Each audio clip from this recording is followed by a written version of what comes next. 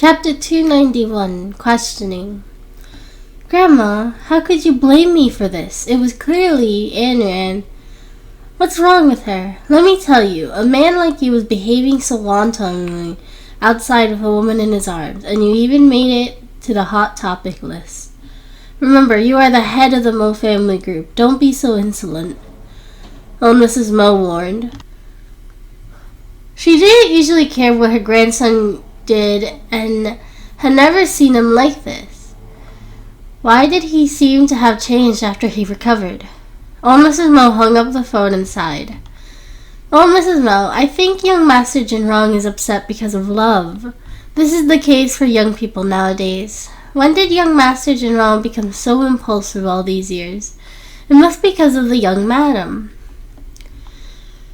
Nanny Wu seemed to have seen through everything. She watched Mo Jinrong grow up and knew his temperament and temper better than old Mrs. Mo. He was nearly 30 years old and had never experienced human affairs, so it was inevitable that he would become like this for the first time.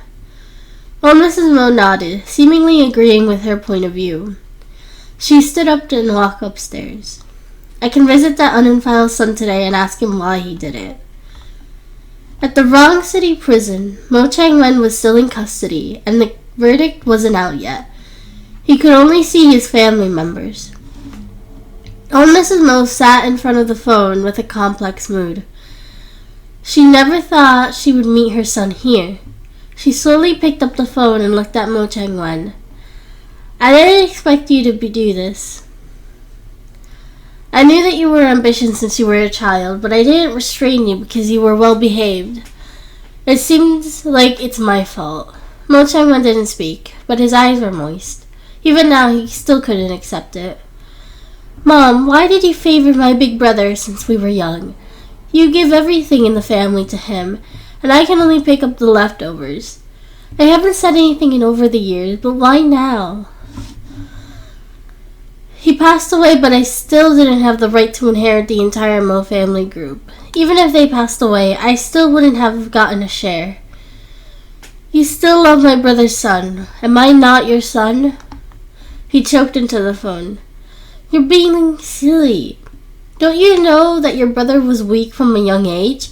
How many doctors did I take him to see when he was young? You're healthy, don't you know that?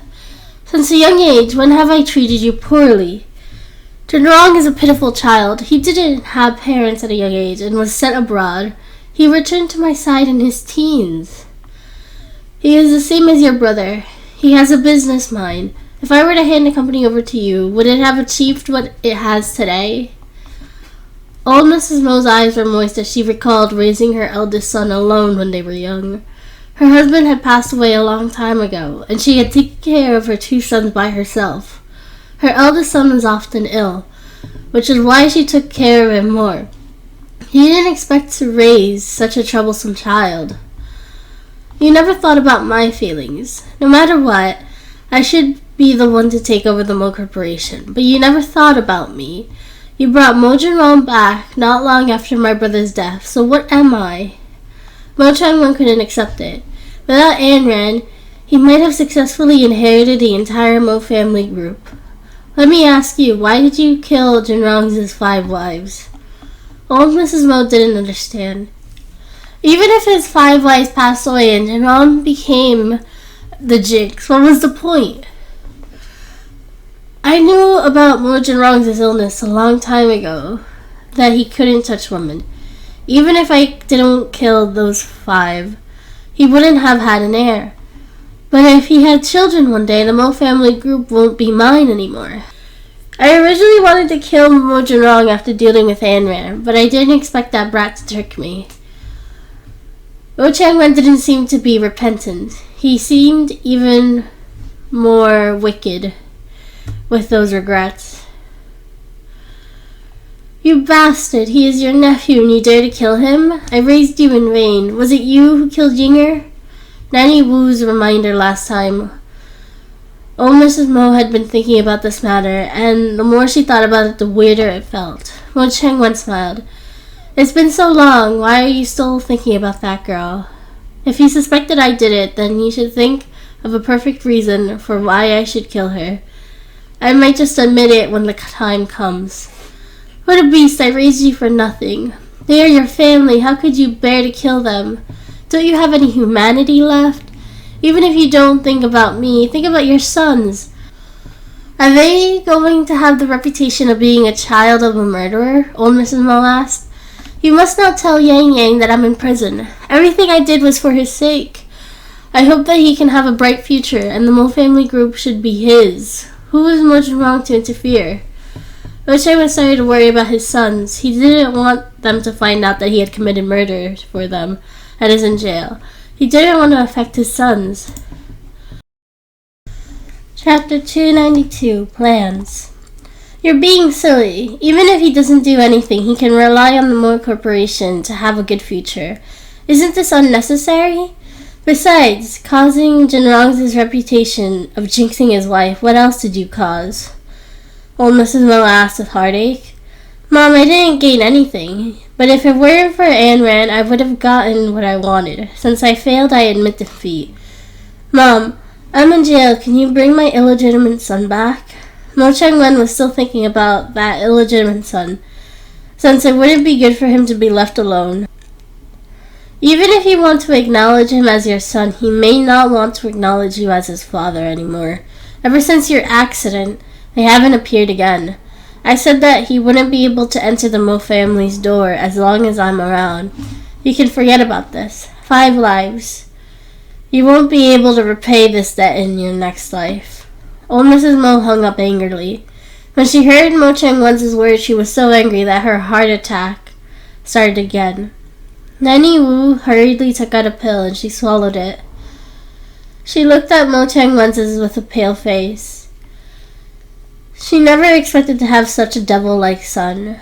She herself was to blame. Back then, she neglected her second son's feelings because she was taking care of her eldest son. That was why he ended up like this. She could only blame herself for not educating him well.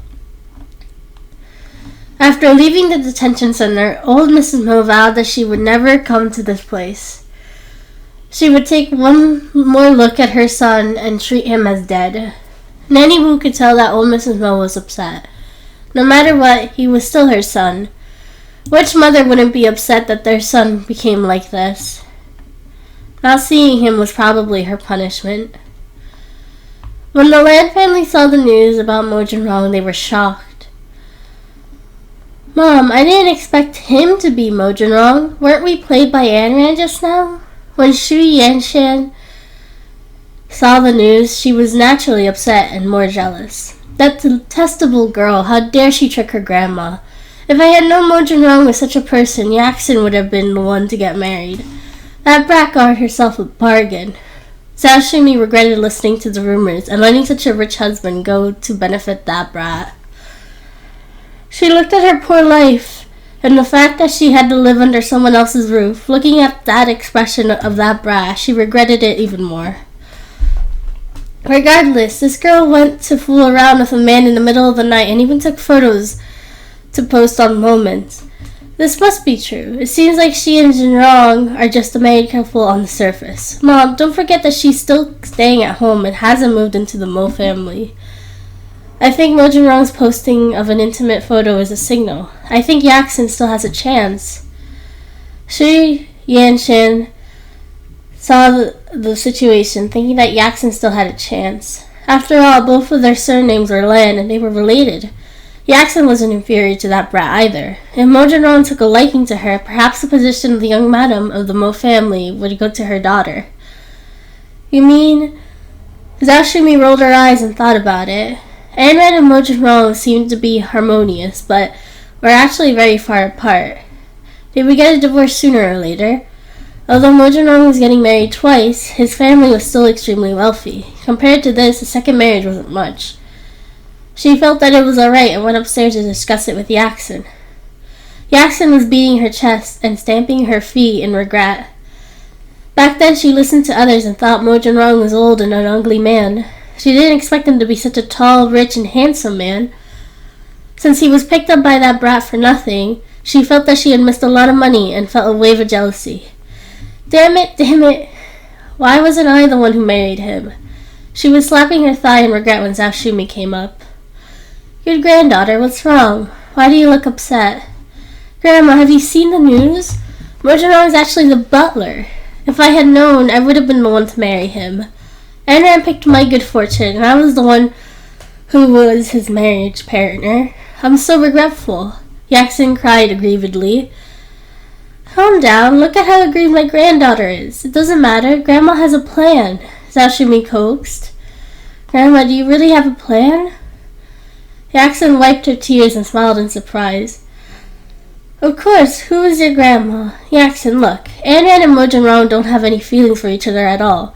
One is hugging a beauty while taking photos, and the other is fooling around in the middle of the night. I think if they get a divorce soon, when the time comes and you get married, we won't have to suffer here anymore. It would be much better than a real estate license here. When the time comes, we can stay in a big villa and we'll be rich. Although Mojin seems to be a playboy now, let's be honest. How many rich people aren't playboys? Anyway, once we have money, we don't care where he goes. When the time comes, won't we be able to do whatever we want? Xu Yanshan had a great plan. Marrying into the Mo family was a dream come true for many. It was such a blessing to have such a good thing happen to them. Chapter 293, Understanding the Truth. Yaxin was still thinking about the luxurious life she had obtained after she married into the Mo family and became the young lady. The thought alone was overwhelming. But Grandma, he is still Anran's husband. Will she be upset when she finds out? Axon asked deliberately. What's there to be sad about? She doesn't cherish herself. Besides, you'll be 18 soon, and your age will be comparable to a blooming flower. If Mojin chooses you, Anran won't have a choice. When the time comes, she can get a divorce and you can marry into the family openly. Let's see who dares to gossip behind our backs. Xu Yanshan smiled. She had already decided on a luxurious life after becoming in-laws. Grandma, how do I get close to him? Yaxin smiled innocently. Zhao Shumi rolled her eyes, stopped for a moment and smiled. I remember that we haven't been to the Mo family. Why don't we choose a good day and visit? The first few times old Mrs. Mo came, she didn't even look at me. But for Yaxin's sake, I endured it. Old Mrs. Mo is the leader of the Mo family. With her backing, are you afraid that you won't have a good life? Xu Yanshan thought for a moment, and it made sense, and was excited. The more she thought about her daughter, the more she felt like she was a money tree. Mom, we can visit Tingy now. Should we tell him the good news? He'll be moving into the villa when he comes out. Of course, we have to tell him the good news. Speaking of which, if Yaxin had married into the family, we would have been blessed, she sighed with regret. Yaxin looked at Mojin Rong's photo on her phone and was extremely jealous of the girl beside him. If she married into the family, Mojin Rong wouldn't have another woman by her side. She smiled and walked out of the door, knocking on Anran's door. Sis, I didn't expect you to experience such a miserable thing. Sis, don't be sad. Men are like this. I wish you the same in the future. Anran smiled and closed the door. Yaxin's face darkened. What's so great about that? No wonder men ran. Downstairs, Li Yuro and Ting Yong had just returned home from work when they saw the news. She was a little shocked, putting aside the photos of him and the woman, just his identity alone made them feel cheated. What happened to the Mo family? First, they betrayed Anran, then they lied to us. Are they going to accept us as their in-laws? Ting Yong threw his phone aside angrily. Ting Yong, don't be angry. Didn't they explain it here? Previously, Mojin Rong had some health issues, which were why he concealed his identity.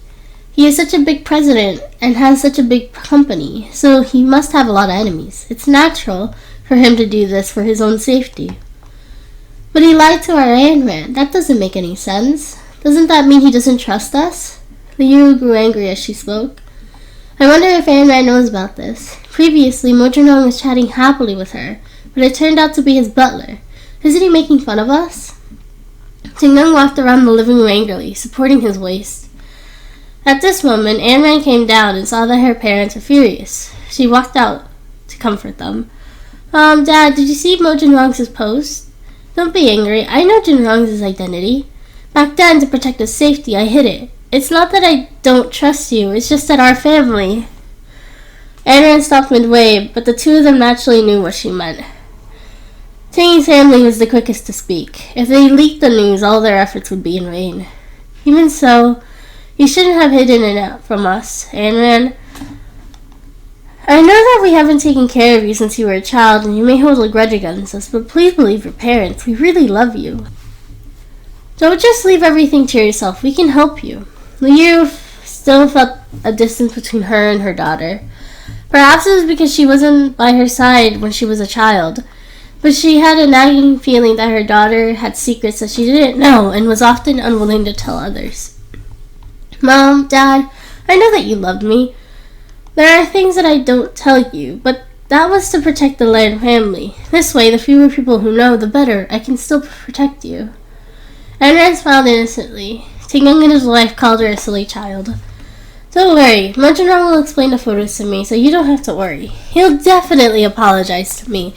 Of course, he did it because of me. Anran lowered her head, hating herself for forgetting something so important. I really don't understand young people like you. Forget it, I'll leave it to you, Tingyun sighed. Chapter 294, Lan Tingyi in Prison. Tingyun was too lazy to care about this. He was too busy with the hospital because the hospital had been closed for so long, and many doctors and nurses had quit and found new jobs. Now that the hospital was a little empty, he needed to recruit more people. Tingyun, shouldn't you pay for my retirement fee this month? Zhao Xunmi walked out and spoke shamelessly. Mom, aren't you already living here? Why do you still need money for your living expenses? There isn't anyone left in the hospital, and I'm short on funds to hire someone. Tingyun knew that his mother was greedy, but he didn't have a choice now. He really couldn't fork up the money. I'm not a greedy person.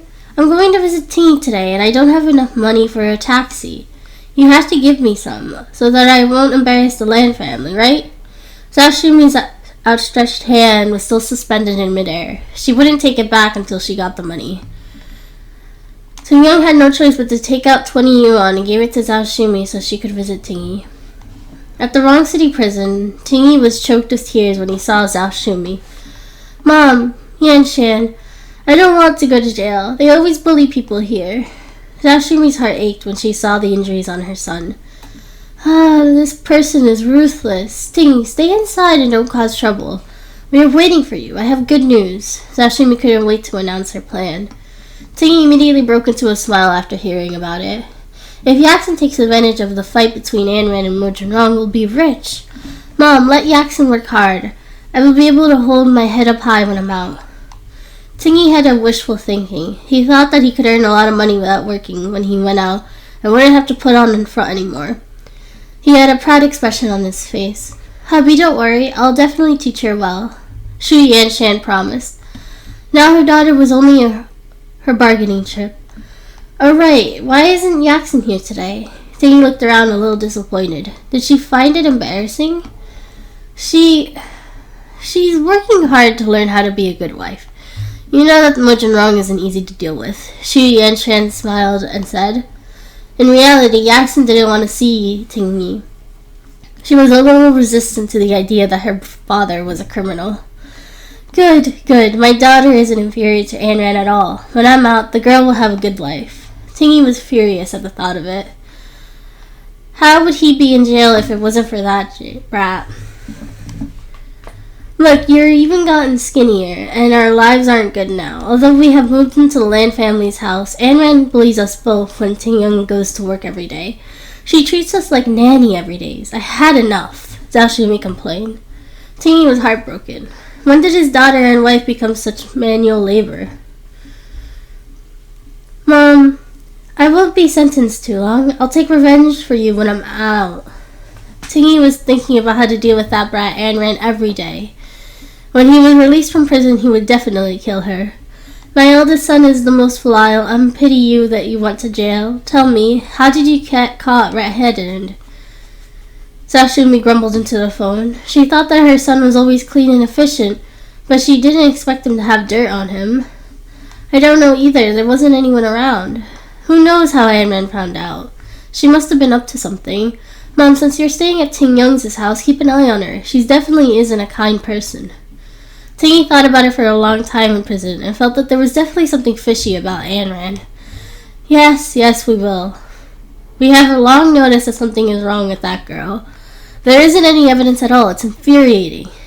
The more Zhao Shimi thought about it, the angrier she got. She saw it with her own eyes every time, but if she told others, it would make her seem like a bad person. She didn't have any evidence at all. Tingy held the computer, his eyes turned, and an idea popped into his head. He spoke into the phone with a small voice. Mom, the surveillance camera. Surveillance camera? Zhao Shimi and Xu Yanshan were stunned. The surveillance camera! They could install surveillance cameras in the Lan family villa to monitor Ayn Rand. Wouldn't that give them evidence? After coming out of prison, Zhao Shimi used the remaining money to buy a small surveillance camera and secretly placed it under Ayn Rand's door. She connected it to Xu Yanshan's phone so that she could monitor Ayn Rand every day. The next day, Ayn Rand and Yaxin went to school. Sis, I heard that Yan Yan and Shishi are going to stream a show in our school today. Is that true? Yaxin asked from the car. Ayn Rand didn't answer her, but turned her head to the window silently. As soon as she arrived, everyone in the school exploded. The filming locations was cordoned off, and many classmates were watching, waiting for Lan Yanran and Li Shishi to appear. Ayn Rand, why isn't your brother here? Is that true? Zhao Xiaolei held her phone excitedly. I don't know. The teacher is here. Ayn Rand smiled and said. Li Yu walked over with a smile. Today, Lan Yanran and Li Shishi are going to be filming in school. Don't crowd around, study hard, and don't chase after celebrities. Don't hinder their normal filming. Let's start class. When they heard that the class was starting, the atmosphere in the class dropped. They wanted to see Li Shishi, as she was said to be a top-notch beauty. They didn't know if it was true. The class lasted 40 minutes. When the bell rang, everyone rushed out. Soon, someone took a photo of Li Shishi and posted it into the school's forum. Many people were discussing Li Shishi's appearance and even ranking her compared to Yaxin and Ayn Rand.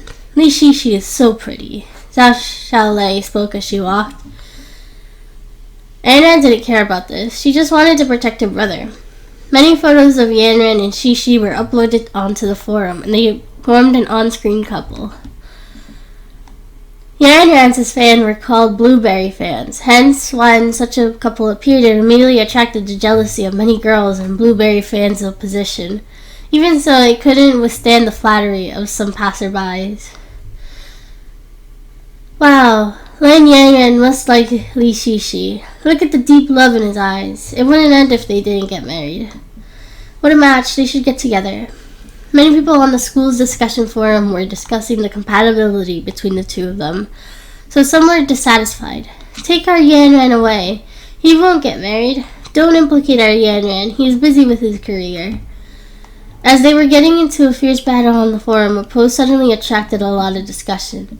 Do you think that Li Shishi is prettier than Lan Yanran and Lan Yaxin? As the current school beauty and the former school beauty, they would naturally have a strong opponent that suddenly appeared. Chapter 295, Celebrity and the School Bell.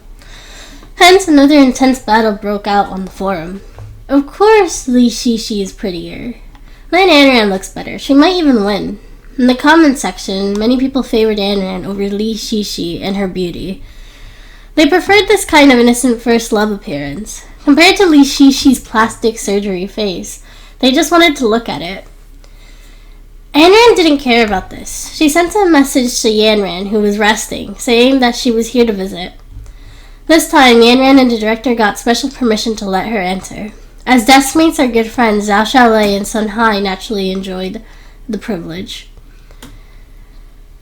When they first entered at the set, they found everything strange.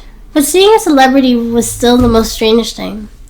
Zhao Xiaolei ran to Yan Rand's side and chuckled foolishly. Yan Rand, how was the shoot? Was it smooth? Yan Rand smiled, her eyes full of smiles. Her fair and beautiful appearance on set naturally attracted the attention of many people. Of course! You have no idea how admirable my goddess is. Our shoot went smoothly just now. She is really beautiful, Yanran praised. Yanran, can I get your autograph? Zhao Xiaolei asked with anticipation. She took out a piece of paper and a pen and smiled. Of course, I was at the banquet last time. Did you forget? I only got this chance because of the previous banquet. Yanran accepted it with a smile and signed his name. At this moment, they directly heard the noise and came over. It wasn't for anything else, but because she was Mo Jinrong's publicly known wife. Miss Lan, hello. I am Director Wang Hao. Wang Hao had a medium build and wore a hat. He carried a bottle of mineral water and handed it to Anran with a smile. Thank you.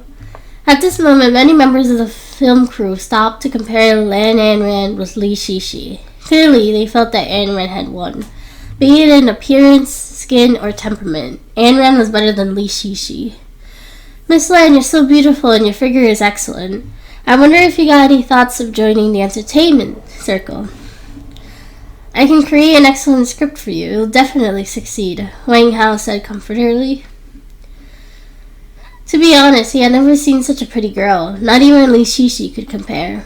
If she was in the entertainment industry, she would be able to defeat countless popular stars. If both siblings became famous under him, he would definitely become a famous director. Anran smiled and said, Thank you for your appreciation, Dr. Hector Wang. I won't fight with my brother over the job. She didn't want to enter the entertainment circle. She just needed to protect her brother well. Suddenly, a curse came from the dressing room, loud enough for everyone to hear. Don't you have eyes? Kneel and wear it again. Li Shishi was furious at her assistant, who had accidentally dirtied her high heels. She had spent 200,000 yuan on them, and there weren't many pairs of them in the world.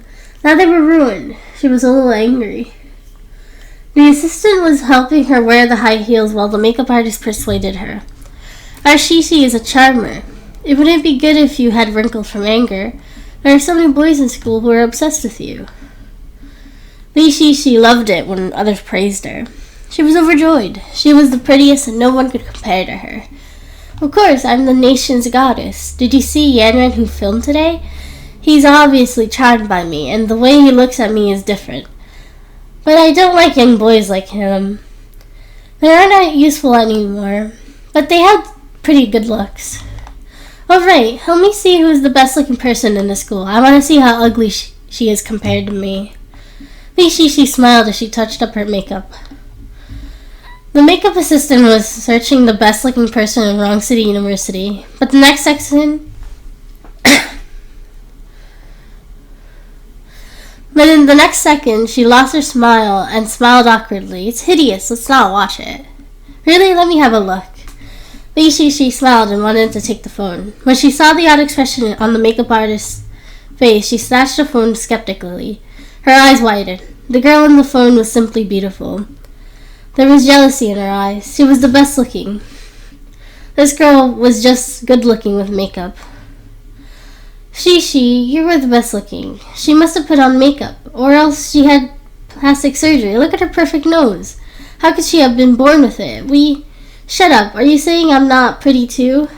Li Shishi immediately smashed her phone and looked at the makeup assistant angrily. Wasn't she implying to her that she had performed cosmetic surgery on her eyes and nose? No, of course not. I didn't mean that. The assistant was startled and immediately apologized. Shishi was wrong. Wang Hao hurried over when he heard the voice. He had specifically invited Shishi over only because she was very popular and her live stream was very popular online. Director, it's nothing. They just accidentally smashed their phones. It's alright. Li Shishi returned to her obedient appearance and smiled gently. Suddenly, her eyes were fixed on the woman outside the tent. She was fair-skinned and beautiful, and her figure was many times better than hers. That is, Li Shishi suddenly remembered that she was the best-looking school beauty in the photos. That's Lan Yanran's sister. She's very pretty, right? It's a pity she's only here to see her brother. Wang Hao sighed. Lan Yanran's sister? Li Shishi clenched her fists, her eyes full of jealousy. I'm the female lead. I'm going out to greet them. Li Shishi actually wanted to announce her position as the main character. She strode out and arrived in front of Anran with an elegant temperament. Hi, I am Li Shishi. I heard that you're Yanran's sister. Looking at Yanran, I knew that you would be beautiful. I didn't expect you to be such a beauty. Li Shishi stretched out her hand and clasped Yanran's. Yanran shook her hand politely, and the crowd took a breath. The sight of the two beautiful women together was eye-catching, but Li Shishi seemed to be pale compared to Yanran. Yanran mentions you as a beauty, Yanran smiled and said. Yanran is a very good person, and the shoot went smoothly today. I wonder if Miss Lan is interested in entering the entertainment circle, Li Shishi asked. If she had entered the entertainment circle, Li Shishi wouldn't have a say in the matter. She would have to get to the bottom of this. I asked, but Miss Lan didn't want to. It's a pity. Wang Hao smiled. You don't want to? Miss Lan's beauty is indeed top-notch in the entertainment circle, but not just anyone can enter the entertainment circle. What I mean is that it requires extraordinary endurance. Someone without a background really can't make it. Li Shishi was mocking Yanran's lack of family background. She better not dream about it. Yanran could tell. The foxtail was finally showing. Chapter 296, Urging for an Autograph. That's right, the entertainment circle isn't a place where you can enter casually. You can't just sing or dance, especially with regards to popularity. It will disappear as time passes. However, it's unlike this for Yanran, who has talent. Don't you agree, Miss Li? Yanran smiled and said. Li Shishi was furious. It seemed that this woman wasn't easy to deal with. But the silly Yanran couldn't tell. So he only smiled. Sis, how was it? Did I not say that she was very gentle? Yanran smiled without a word. Her silly brother was too naive. Yanran, she's so pretty, Zhao Shalai spoke softly. Are you silly? How is she pretty? Can't you tell? Sun Hai pulled her and signaled her with a glance. These words flowed into Li Shishi's ears and she smiled. Since you're here, do you want an autograph? Sun Hai laughed out loud. She had to give someone her autograph. It was so degrading. Sorry, I was just thinking of a funny joke. I'm not mocking you. Please sign this? Sun Hai smiled. Li Shishi suddenly couldn't keep a straight face. They weren't pretty, so why were they mocking her? She braced herself and signaled for them, as if she hadn't chased them to let her have an autograph. It was embarrassing. Sorry, I haven't finished my makeup. I'll take my leave first, Miss Lan. Li Shishi smiled, hatred filling her heart. Sure, Yanran, you should go home after school. Yanran left the set after reminding him. Yaxin, who was outside, was a little angry. She had sent Yanran a text but didn't receive a response. She had promised a few classmates that she would visit Yanran, but now she couldn't even enter the production studio. It was embarrassing. She didn't have many friends to begin with. Now she wanted to rely on Yanran to get a few friends, but things were getting worse. She looked at the forums. No one said that she was pretty now. Damn it, Lin Yanran, just you wait. The class bell rang and Yanran returned to class. Sasha Lei had no idea what happened, but she was still very excited when she saw the signature in her hand. This is the first time she had gotten an autograph from a celebrity, and two at that. She had the right to brag. After school, the production crew had already left long ago. Because Yanran still had work, he returned to the company. At home, Yaxin was still troubled at Yanran's incident. So Zashumi asked, when she saw that her granddaughter was upset, My dear granddaughter, what's going on? Grandma, Yanran embarrassed me. I don't have a single friend now. Yaxin was upset. That rascal dares to do that? That's outrageous. But it doesn't matter. As long as you capture Mojin Rong, what are you afraid of? Zhao Shumi comforted her. Grandma, there's no class in the afternoon. I want to go to the Mo family to find Mojin Rong. Yaxin wiped her tears. She couldn't wait to slap Yanran's face. Zhao Shumi thought for a moment and agreed. This is a long-term dream. Sure, go wash up and dress up now. Yanran, who was upstairs, heard everything clearly. This is the best she could do to snatch Mojin Rong away. However, it was probably a wasted effort. She was about to close the door when she noticed something small flash. Her instincts told her that it was a pinhole camera. Yanran pretended not to know and decided to ignore it. Zhao Shumi, that old thing, couldn't keep an eye on her anyways. She moved the camera to Shu Yanchan's room. The decoration was about the same anyway, so they wouldn't notice as long as it was kept hidden. Later, Yaxin changed into a dark pink dress, braided her hair, and put on light makeup. She did resemble Yanran a bit. My daughter, you're so beautiful. Shu Yanshan looked at her left and right, but couldn't get enough. My granddaughter is so beautiful today. I don't believe Mojang won't be moved. Zhao Shumi smiled. Her eyes narrowed at the lines, as a few of them snuck out. At the Mo family, old Mrs. Mo was listening to a show in the opera house. She was in a better mood than in the past few days, but she was still a little worried, and the tune was a little sad. Old Mrs. Mo, Mr. Mo is already in such a state. It doesn't matter how upset you are. Now that young Master Jinrong has taken control of the company and the company is peaceful, you can relax, Nanny Wu persuaded. You make it sound so simple. Of my 2 sons, one is dead and the other is in jail. My life has been miserable. I don't know what sins I committed in my past life to deserve such retribution in this one. Well, Mrs. Mo was moved by the story. She was the only old lady at the empty house. Everyone else has their grandchildren around, but she didn't even have a dog. It was pitiful. Well, Mrs. Mo, someone is here. There are several people from the Land family. The young housekeeper came in to report. The Land family? Are they in-laws? Last time they said that they couldn't come here. Could they be Anne Rance's parents? Please tell them to come in. I was getting bored anyways. Old Mrs. Mo was overjoyed to see Lan Qingyoung and his wife. They had never been here before, so she had to treat them well. She got someone to prepare food and snacks, asking the young housekeeper to bring them to the opera house. At the door, Zhao Shumi looked at the large courtyard with joy in her eyes. She thought old Mrs. Mo let them in because she liked them. This courtyard is much better than the old mansion. In the future, Yaxin will be staying here. This is great. Zhao Shumi was overjoyed. She looked around, unable to conceal the joy in her heart. This villa is pretty, but there are too few people. It should be quite scary at night, right? Shu Yanshan looked around. Mom, you can't say such things here, Yaxin reminded her. Got it. I'll be depending on you later, Shu Yanshan smiled and said. The 3 of them took a long time to reach the opera house. Old Mrs. Mo could see their appearance from afar. Why are they here?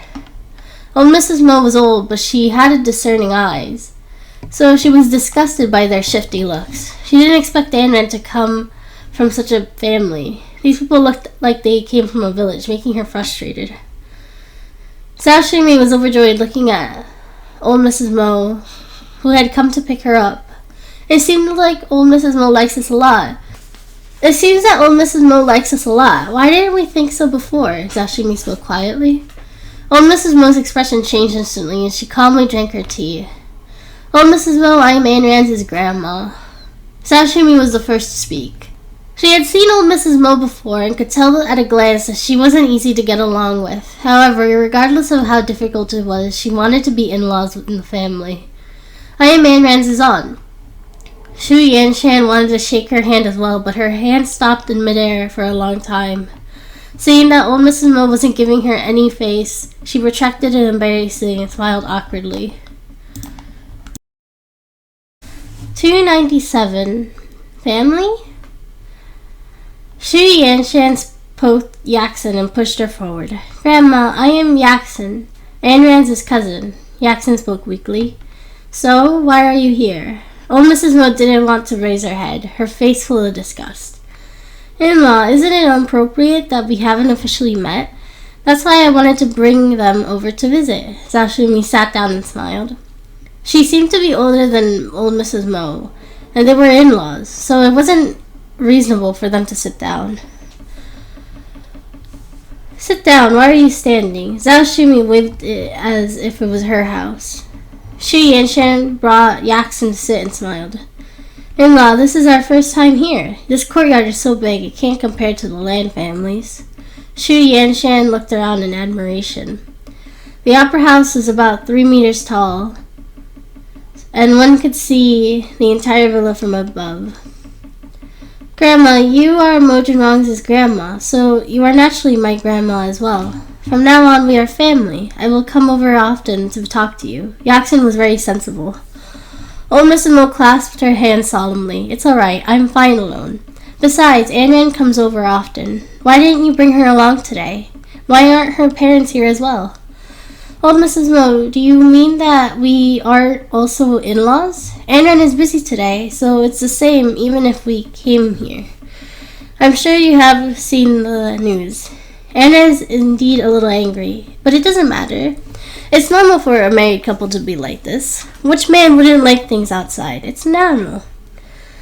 Zhao Shimi explained as she drank her tea. Old Mrs. Mo was furious. She knew her grandson. He wouldn't behave like this. You're wrong. I know my grandson. He wouldn't do such a thing for no reason. There must be a reason. Yes. Of course, but I know Anran. She doesn't like Jinrong at all. That's why she went out at night. I won't say anything more.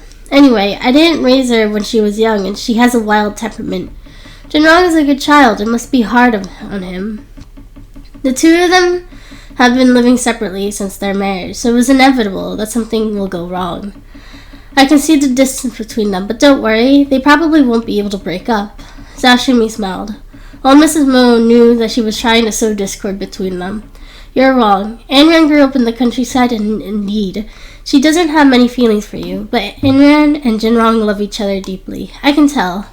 There is no need for the in-laws to hold such hope for them. Old Mrs. Mo had self-restrained and didn't want to quarrel with her. It would be shameful. In-law, you're right. We're here today mainly to see you. This is the child who was supposed to marry Jinrong.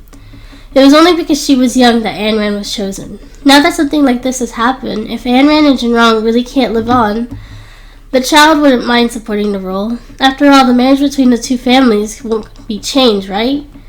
Zhao Shimi tugged at Yaxin. Old Mrs. Mo glanced at Yaxin. She looked a little similar to Anran, but she couldn't compare. Jinrong and Anran will be fine. You're thinking too much. This child is still young and doesn't seem like someone who can hold up the Mo family's name. The granddaughter-in-law will definitely be Anran. Old Mrs. Mo's words were undoubtedly a warning to the three of them to stop dreaming. There was no way Yaxin could enter the Mo family. Yaxin clasped her hands and forced a smile. Grandma, don't worry. I definitely won't fight with her over brother-in-law. I just want to spend time with you. I don't know why, but you feel so close to me. Yaxin's sweet words were effective on Zhao Shimi, but old Mrs. Mo was a clear-headed person and had long seen through her intentions. She replied calmly. So, it would be best if this was the case. Jinrong was indeed in the wrong this time, and I've already reprimanded him. In-law, go back and inform Anran's parents. I am very sorry about this, but it won't happen again. Xu Yanshan nodded, her heart racing. That old hag. In what way was Yaxin inferior to Anran? In-laws, no one can predict the future. You don't know how wild Anran is. But perhaps she is used to the countryside and can't represent the Mo family. Yaxin is generous, sensible, and well-behaved. She would be the best candidate. In-laws, the Mo family and the Lan family are always in-laws. Isn't it the same even if the bridge changes? Zhao Shimi picked up the pastries and placed them in her mouth. They were delicious, and she forcefully ate the entire plate. Old Mrs. Mo had a disgusted expression and said calmly, You're wrong. That will depend on Jinrong's wishes. Marriage isn't a child's play. The Mo family is powerful. They don't want a marriage alliance. Anran is the most suitable candidate. I would like to ask, why are you treating her differently? Xu Yanshan looked at old Mrs. Mo with an embarrassed expression. She moved to the side, not wanting to have anything to do with Zhao Shimi. It was too embarrassing to watch her eat so poorly. In-law, Anran didn't grow up by old Mrs. Lan's side. So Yaxin is still better than her in terms of relationships. You have no idea how licentious Anran is. She went out to meet a man in the middle of the night and posted in on the moments. It was so embarrassing. Xu Yanshan was busy explaining and didn't see the person coming up the stairs. Grandma, why didn't you inform us that you were coming? What bad things did Aunt say about me? What do you mean by licentious? Anran was wearing a colorful chesom, which showed her curviest figure. She was on a completely different level from a fresh beauty like Yaxin. Anran, why are you here? The moment old Mrs. Mo saw Anran, she smiled brightly and let her sit down next to her. Grandma, I was thinking about you. I thought that you haven't had any peanut crispies from Taoji for so long, so I brought some for you. It has a long queue. Ayn Rand placed the peanut crispies on the table while old Mrs. Mo's eyes lit up. It had indeed been a long time since she had eaten the peanut crisp. Previously, it was because of her teeth were bad and her blood sugar was high that she couldn't have them. She kept thinking about it and missed it. How did you know I like this? It's a pity my teeth are bad and my blood sugar is high. I'm afraid... Grandma, don't worry. There are several herbs in the prescription that I prescribed for you to reduce blood sugar. As long as you drink it in time, there won't be any problems in ingesting some. You haven't had peanut crispies in such a long time, but they improved it a month ago. Now the texture is even softer, which is even best for an older person like you. Ayn Rand broke off a piece for old Mrs. Mo. As expected, it was chewy, soft, and it tasted just as good as before. Chapter 298. Ayn Rand is my sweet little darling. Ayn Rand, you really are my sweet little darling. Did Jinrong tell you that I like to eat this? I knew that it was a small fight. It wasn't as serious as your grandma said. Old Mrs. Mo smiled and patted Ayn Rand's hand, overjoyed. Grandma, what did you say about me? Ayn Rand stared at Zhao Shumi. Yaxin was upset. She didn't bring anything and came empty-handed. After all, the three of them didn't have any money to buy gifts, and yet Grandma had the cheek to finish their pastries and tea. How embarrassing. Nothing, sis. Why are you here today? Yaxin interrupted. I came to give a gift to Grandma. It's better than someone else who wanted to gain something without risking anything of their own. Ayn Rand spoke sarcastically. I actually wanted to talk to Grandma. I saw Jinrong's post and was thinking that if I hadn't come, someone would have started to covet the position of the Mo family's young madam. Shu Yanshan's expression changed. How did this brat know? Ayn Rand, what are you saying? We haven't officially paid our respects to old Mrs. Mo, so we're here to pay our respects. Really? Those who don't know the reason for Yaxin's generously dressed appearance might think that she was here for a blind date. She is indeed pretty today, but she lacks something. Otherwise, she would have been perfect. Ayn Rand looked at it carefully. What's missing? Yaxin was curious. Shame. It would good look if you had some skin. At least I can tell that you're human. Or else you just look like some shameless demoness. Ayn Rand spoke calmly, but old Mrs. Mo felt like laughing. This girl didn't even curse her outright. She was really witty. Ayn Rand, what kind of occasion is this? Don't you have any manners? She's your sister, after all. Why don't you know how to behave yourself? As expected of a wild countryside girl, Zhao Shumi chided. She is my granddaughter-in-law. I like her. She is right. I could tell from the moment that you entered that you weren't kind-hearted. Let me tell you, the granddaughter-in-law of the Mo family can only be Ayn Rand. Old Mrs. Mo wanted to protect her granddaughter-in-law. She hugged Ayn Rand like a family member. Zhao Shumi kept quiet, mumbling something. Shu Yanshan couldn't bear it. She retorted, In-laws? What do you mean? We came here with good intentions, but you didn't appreciate it. Why are you maligning us? Mom, didn't we agree not to be angry? Yaxin persuaded her, trying to smooth things over with a smile. Grandma, don't mind my mom's bluntness. Actually, we're here today to take a look on the behalf of second uncle and second aunt. They were too busy and entrusted us with a visit. If Grandma doesn't welcome us, we can leave. Yaxin felt wronged and tears streamed down her face.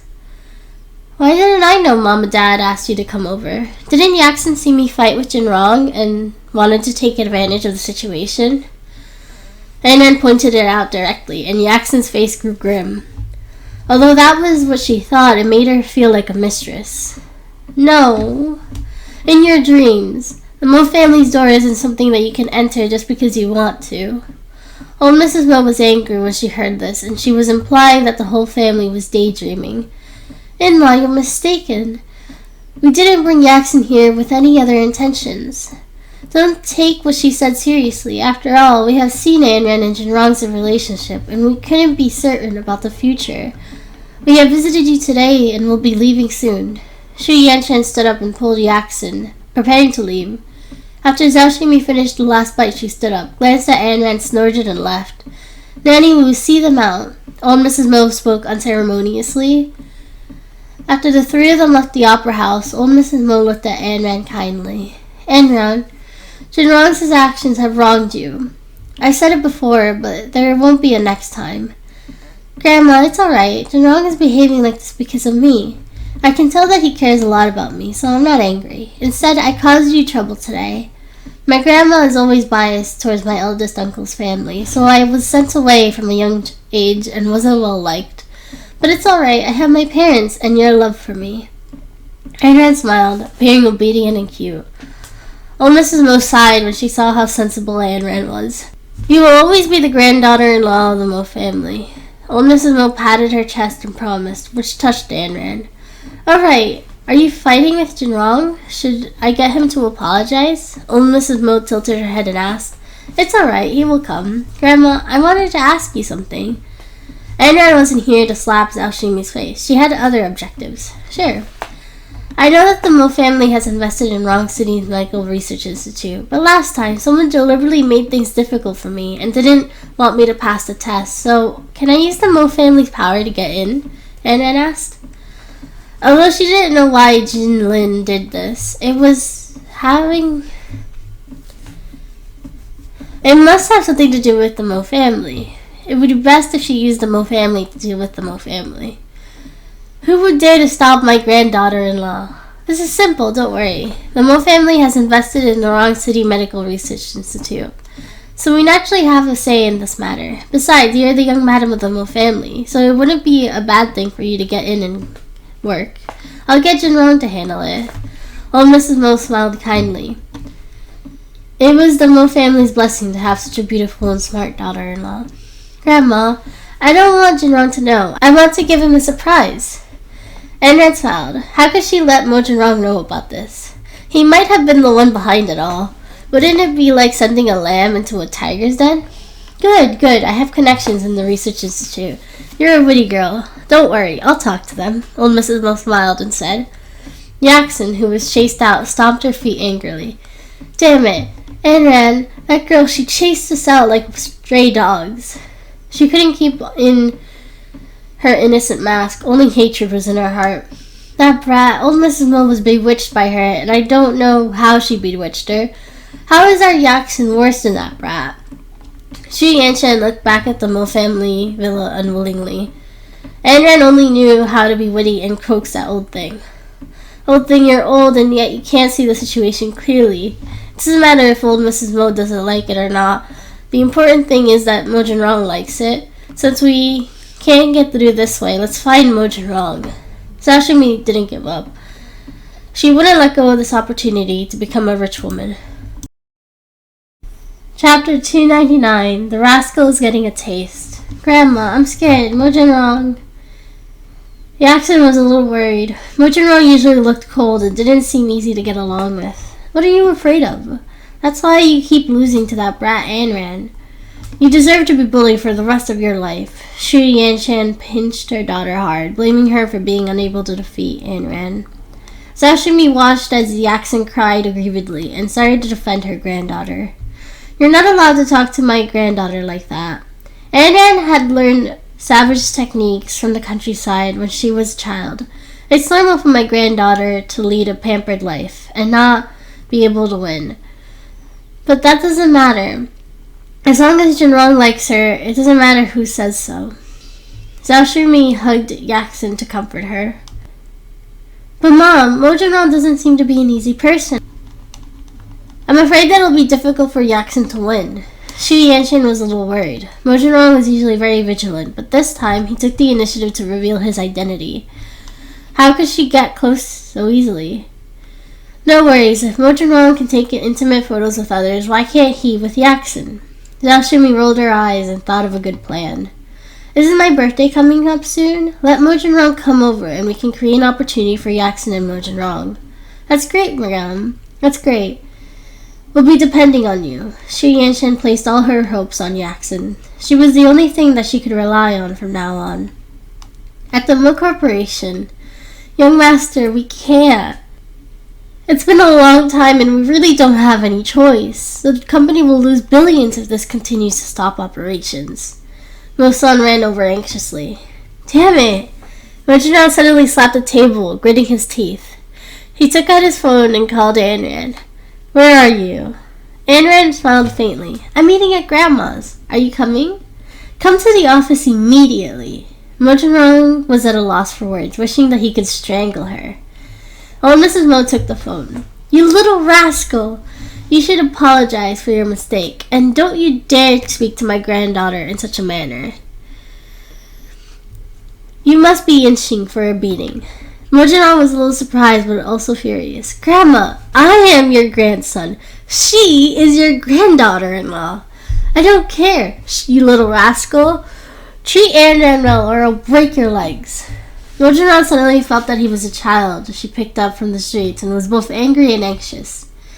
Do you know what she did to the company? I don't care. My granddaughter-in-law needs to be pampered. You're a grown man and yet you treat your wife like this.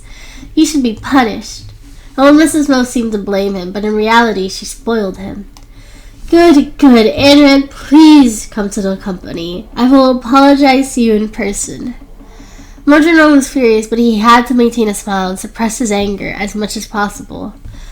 That's better. We'll be there soon. Old Mrs. Mo hung up the phone and spoke to Ayn Rand. Ayn Rand, don't mind this rascal. It's all right, Grandma. I'm full. I'm going to the company. It won't be good if Jinrong gets anxious. Ayn Rand stood up and smiled. He sounded angry.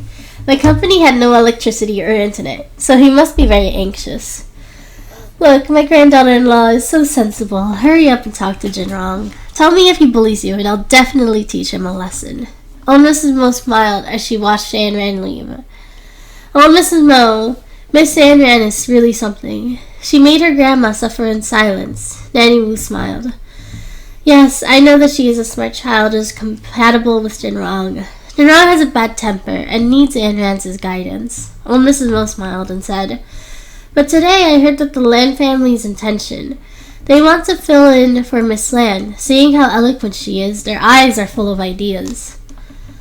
Nanny Wu had been observing Yaxin. The young lady was pretty, but she had a lot of thoughts. This wasn't good. You can tell that she has a lot of bad intentions. The Mo family doesn't want such a person as their young madam. Tell Mo-san to keep an eye on Jinrong, and tell her not to make any mistakes. From the first time old Mrs. Mo saw Yaxin, she knew that she wasn't a kind person, and didn't want to have anything to do with her.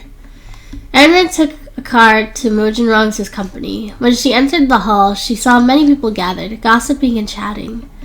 The company had become a tea party. Young madam, you're here. There's been a blackout in the company, and the elevator is dead. Let's take the stairs. Mo-san finally climbed dozens of stairs to the hall. His legs were weak and he couldn't stand anymore. Anna was a little surprised. She didn't want to climb the stairs. She took out her phone and restored the power. At least the elevator could function. It just didn't have the internet. When they reached the top floor, everyone looked at Ayn Rand strangely. Young madam, be mentally prepared. Young master is furious. You... Come in. Before Mo-san could finish his sentence, Mo Jinrong's deep voice came from inside. Of course, Ayn Rand knew how scary Mo Jinrong could be when he was angry. In her past life, she was fortunate enough to have seen it once, and it was called a bloodbath. She lifted her skirt and strode in. Jinrong, why are you looking for me? Ayn Rand knew that a girl who loved to smile and wouldn't have bad luck, so she came to Mo Jinrong's side with a smile. She could vaguely feel the cold atmosphere in the office, which was chilling.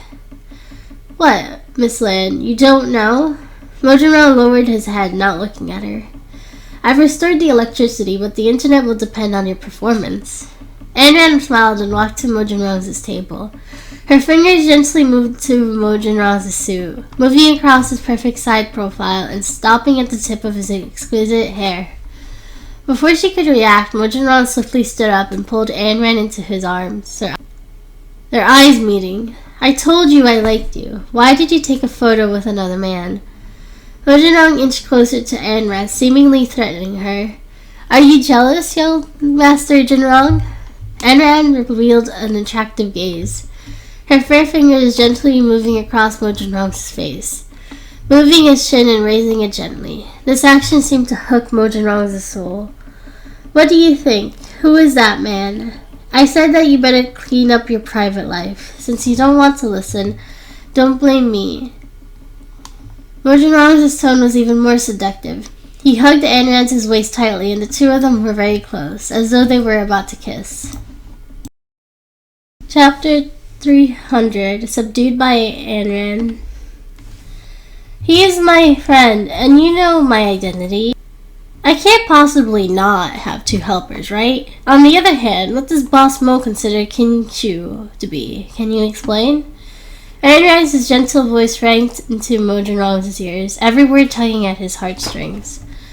I just want to let you know that you're not the only one I want. Mo Jinrong's words were harsh, but he had already been subdued by Anran. Really? Young Master Jinrong? Then what are you doing now? Anran pointed to her waist, his hands hugging her tightly with no intentions of letting go. With that, Anran kissed him. Mo Jinrong didn't dodge, but retaliated even more fiercely. 5 minutes later, they reluctantly released each other. Boss Mo, you haven't explained Kinshu's matter yet. We can't let it go. Anran wanted to find out what happened to that woman. Know yourself and your enemy, and you'll always be victorious. In case she tries to subdue Mo Jinrong again. It's nothing, just a tool to get you back at you. I'm warning you, you're not allowed to touch another man again. Mo Jinrong smiled and said warningly, They came to me. Break his leg, tell me, I'll do it. Mo Jinrong looked at Anran firmly without hesitation. Alright. Alright. Just then, a woman's complaint came from behind. Jinrong, why isn't your company online? I can see that the employees are drinking tea and chatting. Shall we go to the resort to play during the holidays? Kinshu was still dressed sexily. She held her phone and wore a tube top with a short skirt, looking youthful and like sunshine. Anran looked at Kinshu as though she was an enemy. Speak of the devil, she was right to come today. Sis, who are you? Boss Mo is mine. Kinshu eyed Anran up and down. Her skin was so smooth and there wasn't a single pore that could be seen. She had an innocent appearance and her figure was curvy.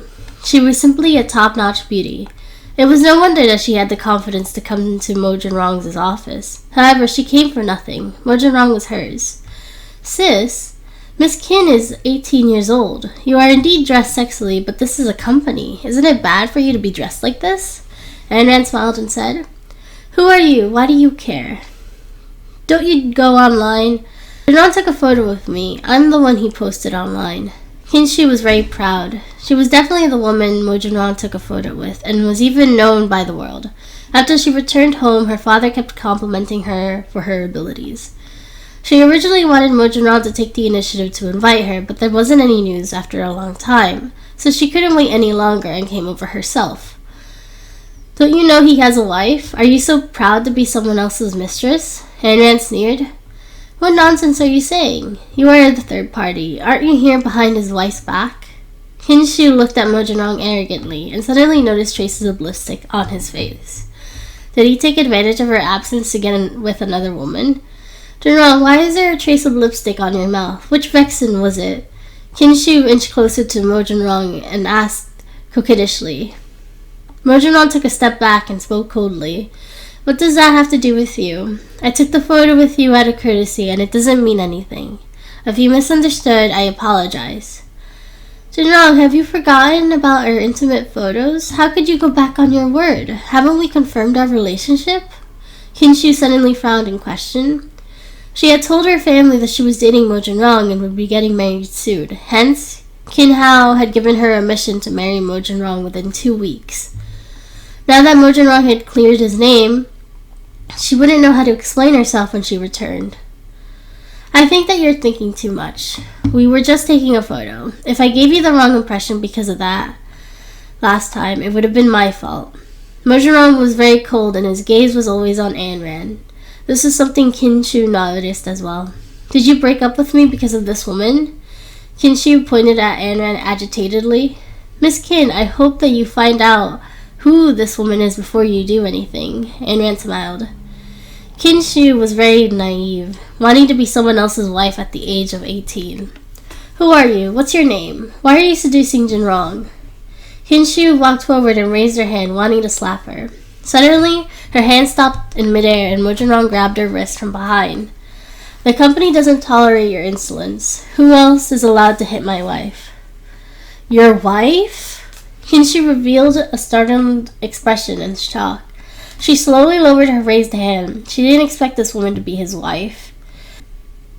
She had heard of Mojin Rong's wife, but never met her. Miss Kin, ask before you act next time. You're only 18 years old. Please don't think about other people's husbands. Anran smiled and walked to Mojin Rong's side, gently holding his arm. The two of them stood together like a mortal couple. Kinshu felt humiliated. She was the young lady of the Kin family. Which family wouldn't obey her?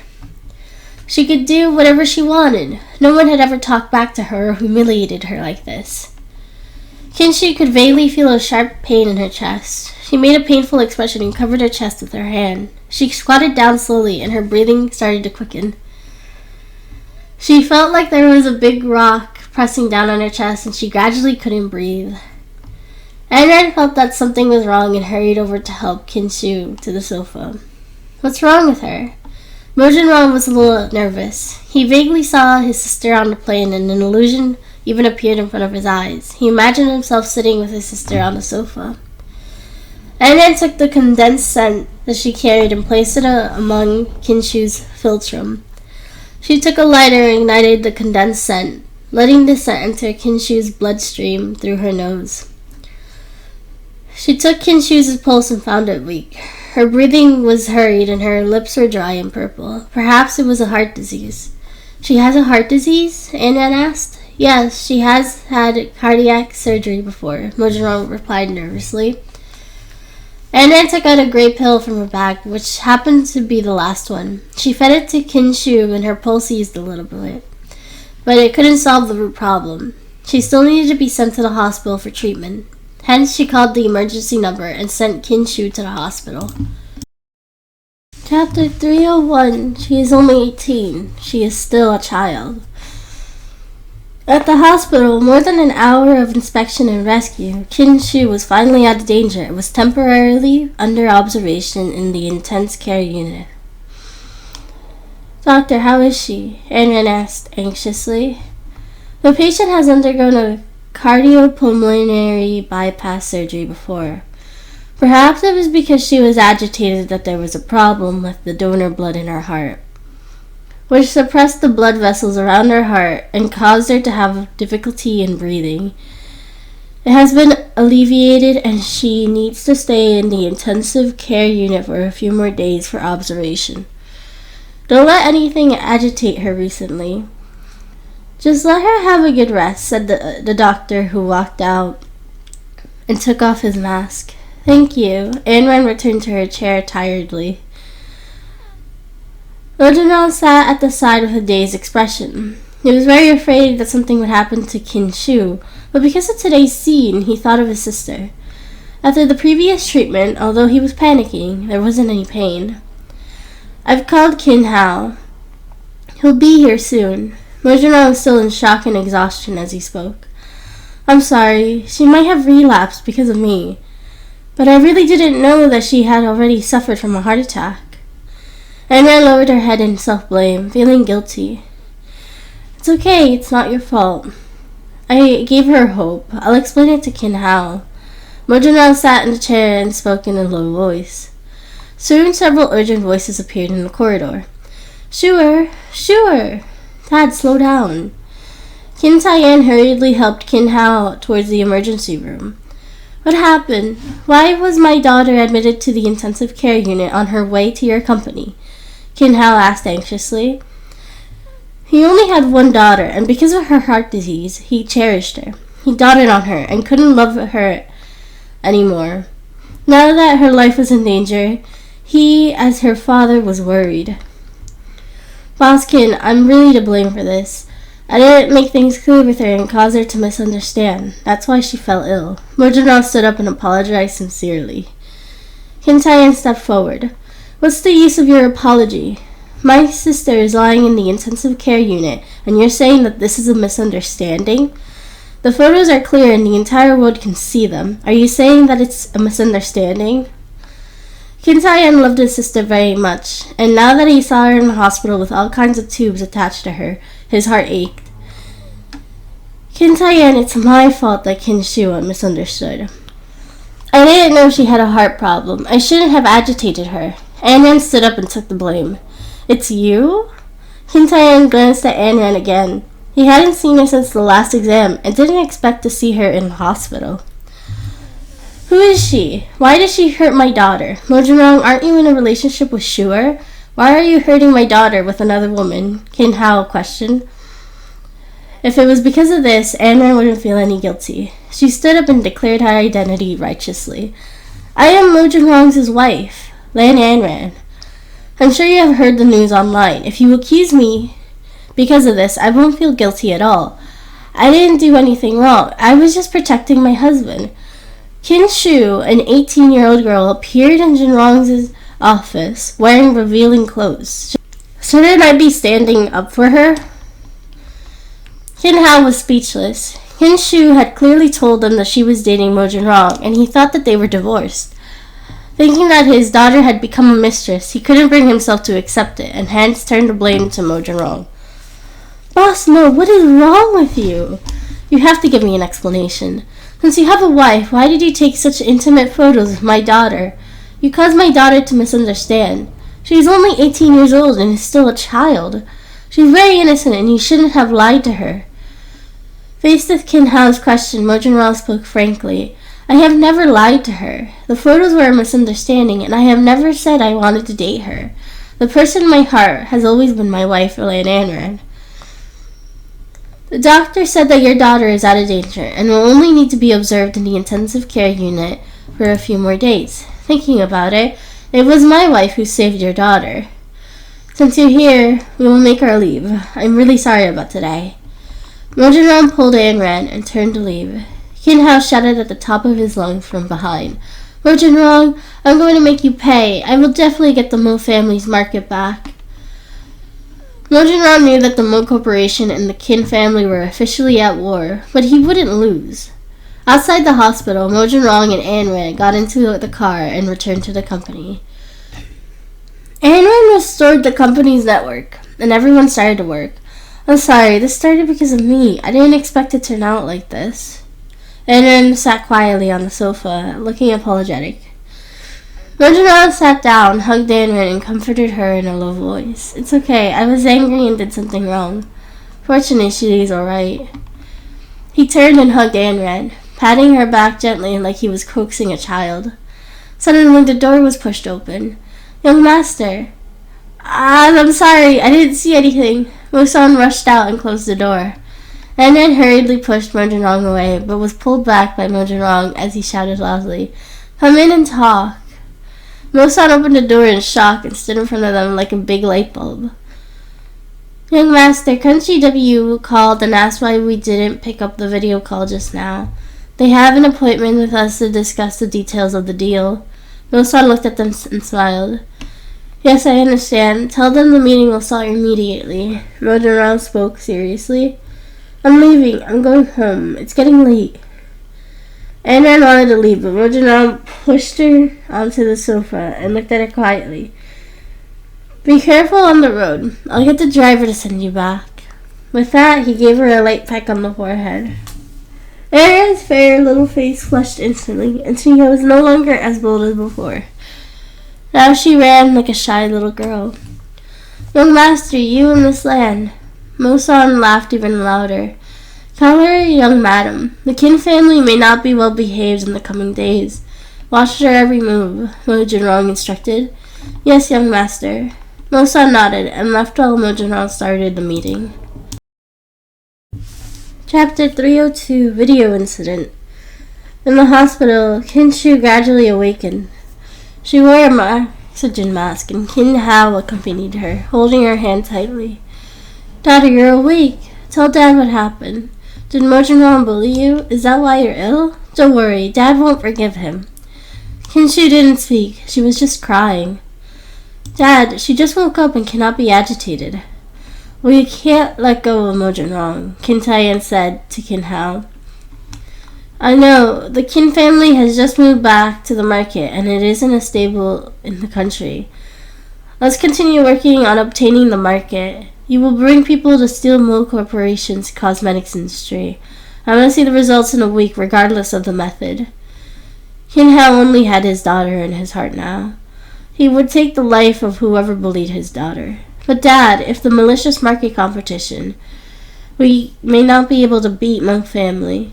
The Monk family has been deeply rooted in Wrong City for the past few years, so a week is a little... Qin Taiyan wasn't confident. Although he had business with Kin Hao since he was a child, he had heard of Mo Jinrong's name and knew that it wouldn't be easy. What are you afraid of? My son can't cower. Just do it and avoid the eyes of the law as much as possible. I'll take responsibility if anything happens. Kin Hao was training his son's abilities, and Mo Jinrong was a good opponent. The next day, Anran arrived at school early. Because of Yan Ran's incident, the school became famous, and many people came to find her, wanting to know more about Yan Ran. Anran, you're finally here. There are so many people looking for you just now. It was so scary. Zhao Xiaolei was a little scared. What's there to be afraid of? Ignore them. Anran spoke calmly. She threw the love letters and cards on the table into the trash can. Anran, you know how popular you were last time, and many people in school are envious of you. Sun Hai walked over and smiled. Yeah, it's not their first time doing this. Anran stuffed her bag under the table. Just then, Yaxin called to her from outside. Sis, come out for a moment. Anran turned her head and looked around, ignoring her. She pretended not to hear her and continued with her work. Yaxin was a little embarrassed. A group of classmates stood by the side, waiting for the news of Yan Ran, but there was no sign of him for a long time. Yaxin, are you sure you can do it? Aren't you Yan Ran's cousin? Why don't you know anything? Forget it. She's obviously a liar and a waste of time. The girls turned and left. Yaxin was a little helpless. She was indeed Yan Ran's cousin, but even if they lived together, she didn't know anything. Damn it. Anran embarrassed her again. Yaxin bit her lip. She had to teach this girl a lesson. In the classroom, Anran was reading her book nonchalantly. Anran, the end of the term is approaching. What do you want to do during the summer break? Zhao Xiaolei suddenly asked. Anran thought for a moment. She had a lot of things to do during the summer break, but she could only say a few words. Nothing. I'm just going to stay home and do some research. Research? You're so boring, Zhao Xiaolei complained. She was going to travel the world during the summer break. Her father had retired and promised to take her to Country P to experience the world's highest slide. It was thrilling just thinking about it. But what are you researching? Sun Hai asked curiously. The Wrong City Medical Research Institute will be officially hiring after the summer break. In addition to the previous recruitment method, I'm guessing they will be selecting another batch of people. So I want to have something worthy. Anran smiled and said, this was a part of her summer break work, and it would be taken one step at a time. Is there anything more powerful than resurrection medicine? Sun Hai couldn't understand how a top student like Anran could only do something so unexpected. The name of the medicine is more domineering, but it can be used when one has vital signs. I need to research something else so that I can be admitted. Anran smiled and said, but now there isn't a sign that they're still recruiting. Previously, they have already recruited. Will they be recruiting again? Sun Hai was in disbelief. There had never been a case of 2 recruitments in the past, so why was there 1 this time? They will. I calculated it. Wrong City Medical Research Institute doesn't have nearly enough people now, and they don't have anyone they want, so they'll definitely want more. Seeing Anran's certainty, Sun Hai was even more puzzled. How did she know? I'll be waiting for your good news. After the summer break, we'll be going to the hospital for an internship. The Research Institute is the best place to go. Good luck, Zhao Xiaolei encouraged. In the back, Lin Cheng kept looking at Anran. He wasn't going to the Wrong City Research Institute, but now, for the sake of Anran, he had to go. Suddenly there was a cry in the class, and everyone turned to look at Anran. What's wrong? Zhao Xiaolei noticed something amiss and craned her head to ask a classmate. The girl handed the phone to Zhao Xiaolei. Her eyes widened, and she looked at Anran in surprise. What's wrong? Anran looked at Zhao Xiaolei's expression and knew something was wrong. Your brother, he... South Valley hesitated. What's wrong? Anran took her phone to check. Lan Yanran kissed the man on the street, and a fight broke out between the two parties. Lan Yanran even beat him up. This headline was eye-catching and at the top of the trending list, attracting the attention of 1 million people in just 10 minutes. There was also a video attached which showed Lan Yanran beating the other party. Hence, some netizens who didn't know the truth pointed their fingers at Yanran. Yanran, get out of the entertainment circle. I didn't expect a pretty idol to do such an uncouth thing. I saw the wrong person. Some of Yanran's fans started to leave the fan club. I was turning into an anti-fan. Yanran, I was mistaken about you. I'm not a fan anymore. I thought that you were a sunshine boy. I didn't expect you to be so violent. Yanran had a bad feeling and she immediately stood up. I'm leaving. Help me apply for a leave. Yanran carried a bag and ran. She needed to find a quiet place to investigate this matter. Just then Yanran called, sobbing. Yanran, what happened? Yanran was anxious. Sis, it wasn't me. It wasn't me. I didn't do it. Yanran kept shaking his head in denial. Now, even if he clarified himself online, no one would believe him because he was the one in the video. What happened? I could only help you if you tell me. Yanran walked to the school's cafe and sat down. I don't know what happened. My goddess asked me out, but I waited for a while and didn't see her, so I went back. I don't know how it happened. Yanran felt wrong. He couldn't clear his name now. Chapter 303, Confrontation. It has something to do with Li Shishi? I'll have to find out. Yanran thought that Li Shishi must have attacked Yanran because she was jealous of her. She would have to solve the problem herself. Sis Wang is helping me with the PR, and she wants me to stop all work for the time being. There are many fans blocking the entrance of the company, and I want to go home, but I can't leave, sis. Yanran looked downstairs anxiously. This wasn't good. He would be beaten up badly if he went out. Wait here, I'll send someone to pick you up. Yanran hung up the phone and called Fatty. Fatty, go to Wu Lutan Entertainment to pick up Yanran. Lure the fans away and send them home. Yanran turned on her computer and watched the video. She wanted to see which expert edited this video. In the end, she saw the clues within 5 minutes. Although the video was filmed that night, there were obvious editing traces, and one segment couldn't be connected. Yanran circled the exposed areas of the video and sent it to Wang King, telling her that it was fake. She found Li Shishi's phone number and pretended to be the director to send Li Shishi a message, informing her that they will be discussing a deal at the Shunayu Pavilion. After Li Shishi agreed, she personally went to the pavilion.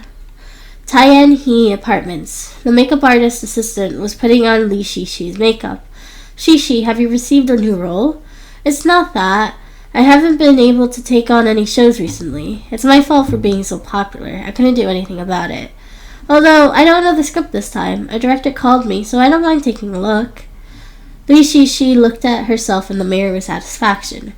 Shishi, you have to be careful. The entertainment circle is turbulent now, and someone as beautiful as you can easily attract attention. The makeup artist persuaded her. That's nothing. As long as there's a chance, I don't mind sacrificing myself for the arts.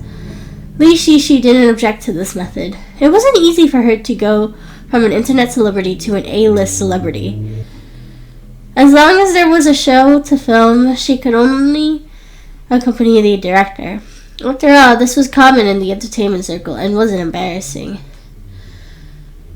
The makeup artist was a little surprised, but she kept it to herself. After all, she put on makeup for many people and had heard many such things. In the entertainment industry, one had to act indifferently in order to survive.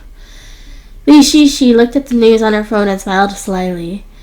Yanran, you can't blame me. It's all because you have a beautiful sister. Shishi, will he find out? The assistant asked as she straightened the clothes. So what if he does? I stood him up. What has that got to do with me? I'm warning you. Don't talk nonsense or I'll whip your tongues out. Li Shishi's murderous gaze shut them up.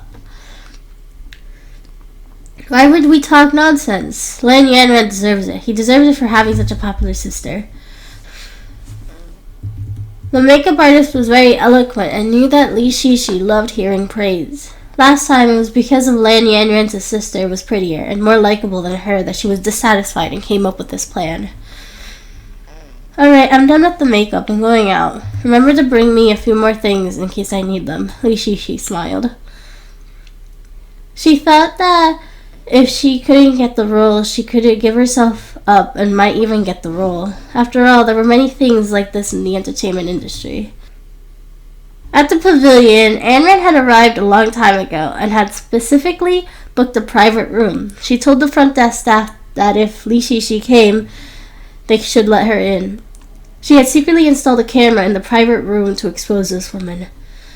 Li Shishi walked to the pavilion with high heels, wearing sexy clothes and sunglasses. Following the guidance of the front desk staff, she pushed the door open gently.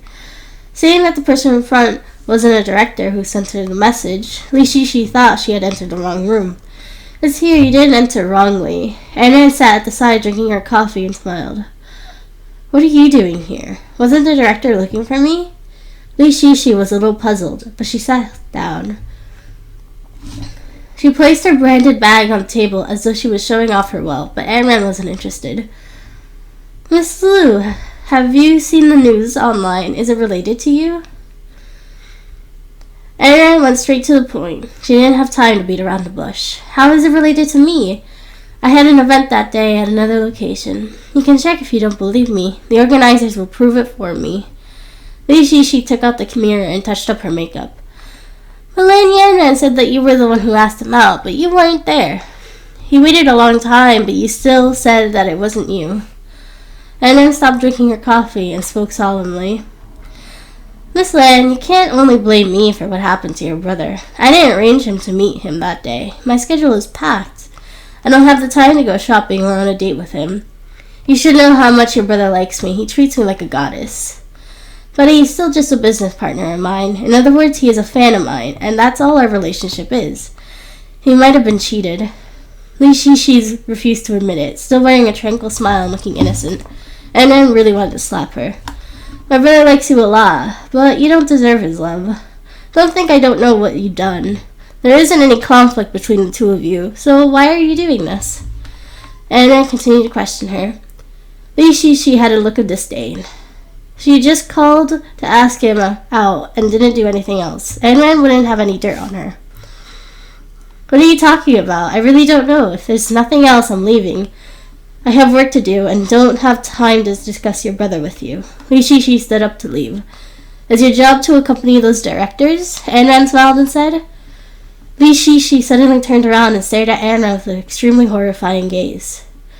She didn't know how this woman had discovered her unknown past. What nonsense are you saying? I didn't. Li Shishi vehemently denied this. Really? You went from a former B-list celebrity to an A-list celebrity.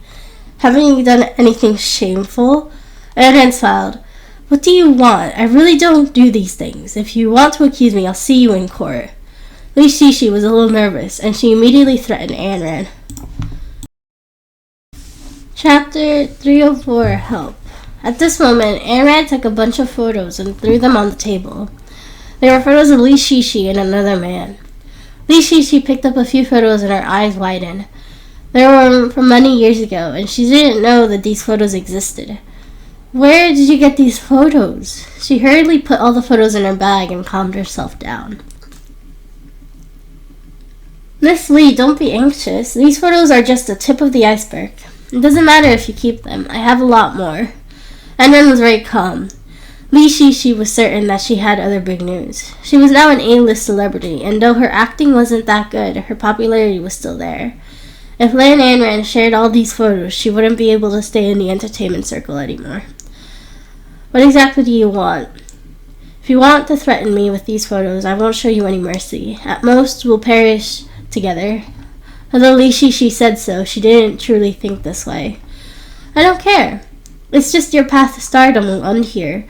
Wouldn't it be a pity if many of your fans and your long-established persona were gone? What I want is simple. Tell me what happened, and I will consider letting you go. If you dare to lie to me, these photos will be uploaded in the internet immediately. You should know how I arranged to meet you today, right? Anran's start worked. Li Shishi didn't want to give up her bright future like that. She thought for a moment and spoke slowly. That's right, so what if I did? Who asked him to have such a beautiful sister? The moment you appeared, you suppressed my limelight. The persona I worked so hard to establish was snatched away by you in an instant. Actually, I only just made a phone call. Those old women from the party are the ones behind the scenes. They fell for your brother and caused this. They promised to give me a fashion resource if I invited him out, but I didn't know the rest. Li Shishi told Ayn Rand the whole story in detail, hoping that she wouldn't publicize the photos. Who are these old women? Ayn Rand frowned, having an ominous feeling. They are rich women in the entertainment circle and are the financial backers of many celebrities. They have a lot of resources and there isn't anything in the entertainment circle that they can't get. They probably saw your brother and couldn't get him, which caused this to happen. Offending them will basically mean leaving the stage. I've told you everything, so don't publicize the photos. If you want money, I can give it to you. I didn't hurt your brother. He's my fan after all, so I can't do anything to him. I'm just jealous of you. Li Shishi looked at the photos and could only lower her head. I can keep the photos to myself, but you do have to do me a favor. It wasn't easy to forgive her, as Ayn Rand wasn't a fool. Sure, if you give me all the photos and make sure that there aren't any others. Although Li Shishi never experienced such a thing like this, it wasn't uncommon in the entertainment circle. She still knew what to do. When you invite these rich women out, I'll give you the photos and photographic negatives. But if you lie to me, you know the consequences. Ayn Rand seemed to have read Li Shishi's mind. She probably wouldn't give in so easily. Li Shishi hesitated. She didn't want to help. She wouldn't be able to survive the entertainment circle if she offended these old women. It's alright if you don't agree. We can call the police and solve it this way. Ayn Rand stood up to leave, and Li Shishi suddenly stopped her. Wait a minute, I can help you. But this has nothing to do with me. If the outcome fails, you can't implicate me. After all, these old women weren't to be trifled with. Sure, it's settled. Ask these women out now to the Fully Bar. Tell them that Ayn Rand wants peace. Li Shishi trembled as she took out her phone and called one of the rich ladies. Sis, Lan Ayn Rand wants to make peace. Why don't we play in the Fully Bar tonight? Several deep and strict voices came from the other side of the phone, sounding as if they were educating fresh meat. Now that he knows how to make peace, he's still a bastard. If I don't teach him a lesson, he won't know my awesomeness. Since he wants to make peace, I'll give him some face and let him accompany my sisters tonight. I'll prepare the props and stuff. Tell him that we'll settle at the old and new scores. As long as he can survive the night, I'll remove the trending topic tomorrow and give him lots of resources. There's nothing bad about hanging out with me. There were several shrill screams from the other end of the phone. Erin heard it clearly. Her fingers clenched tightly. She remembered the scene in her past life when her brother was tortured by the rich woman. The sound was identical. Damn it. Li Shishi hung up and turned to look at Ayn Rand's terrifying gaze. She couldn't help but feel her hair stand up on end. It was uncertain who would live or die tonight. At the Moore Corporation, young master, it isn't good. Musan ran in panic. What happened? Bojinron looked at him and spoke unhurriedly. Something happened to Lan Ayn Rand. There's a video spreading online that has gone viral. Our company's stock prices have plummeted. I'm afraid young madam is already rushing over. Musan showed the video to Mojinrong. He frowned, feeling that something was wrong. Is there news of Ayn Rand? Don't you know young madam's style of doing this? She never tells anyone before she does something, and now there's no news of her at all. I'm afraid that something will happen. Musan took his phone and looked at the comments online. They were all harsh comments. Mojinrong hurriedly took out his phone and called Ayn Rand. Hey, where are you? I will find out the truth. There are many people behind the scenes in the entertainment circle. You can't act rashly.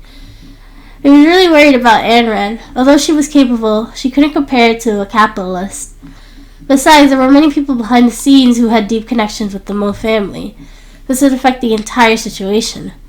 You saw the news online. My brother is being wronged.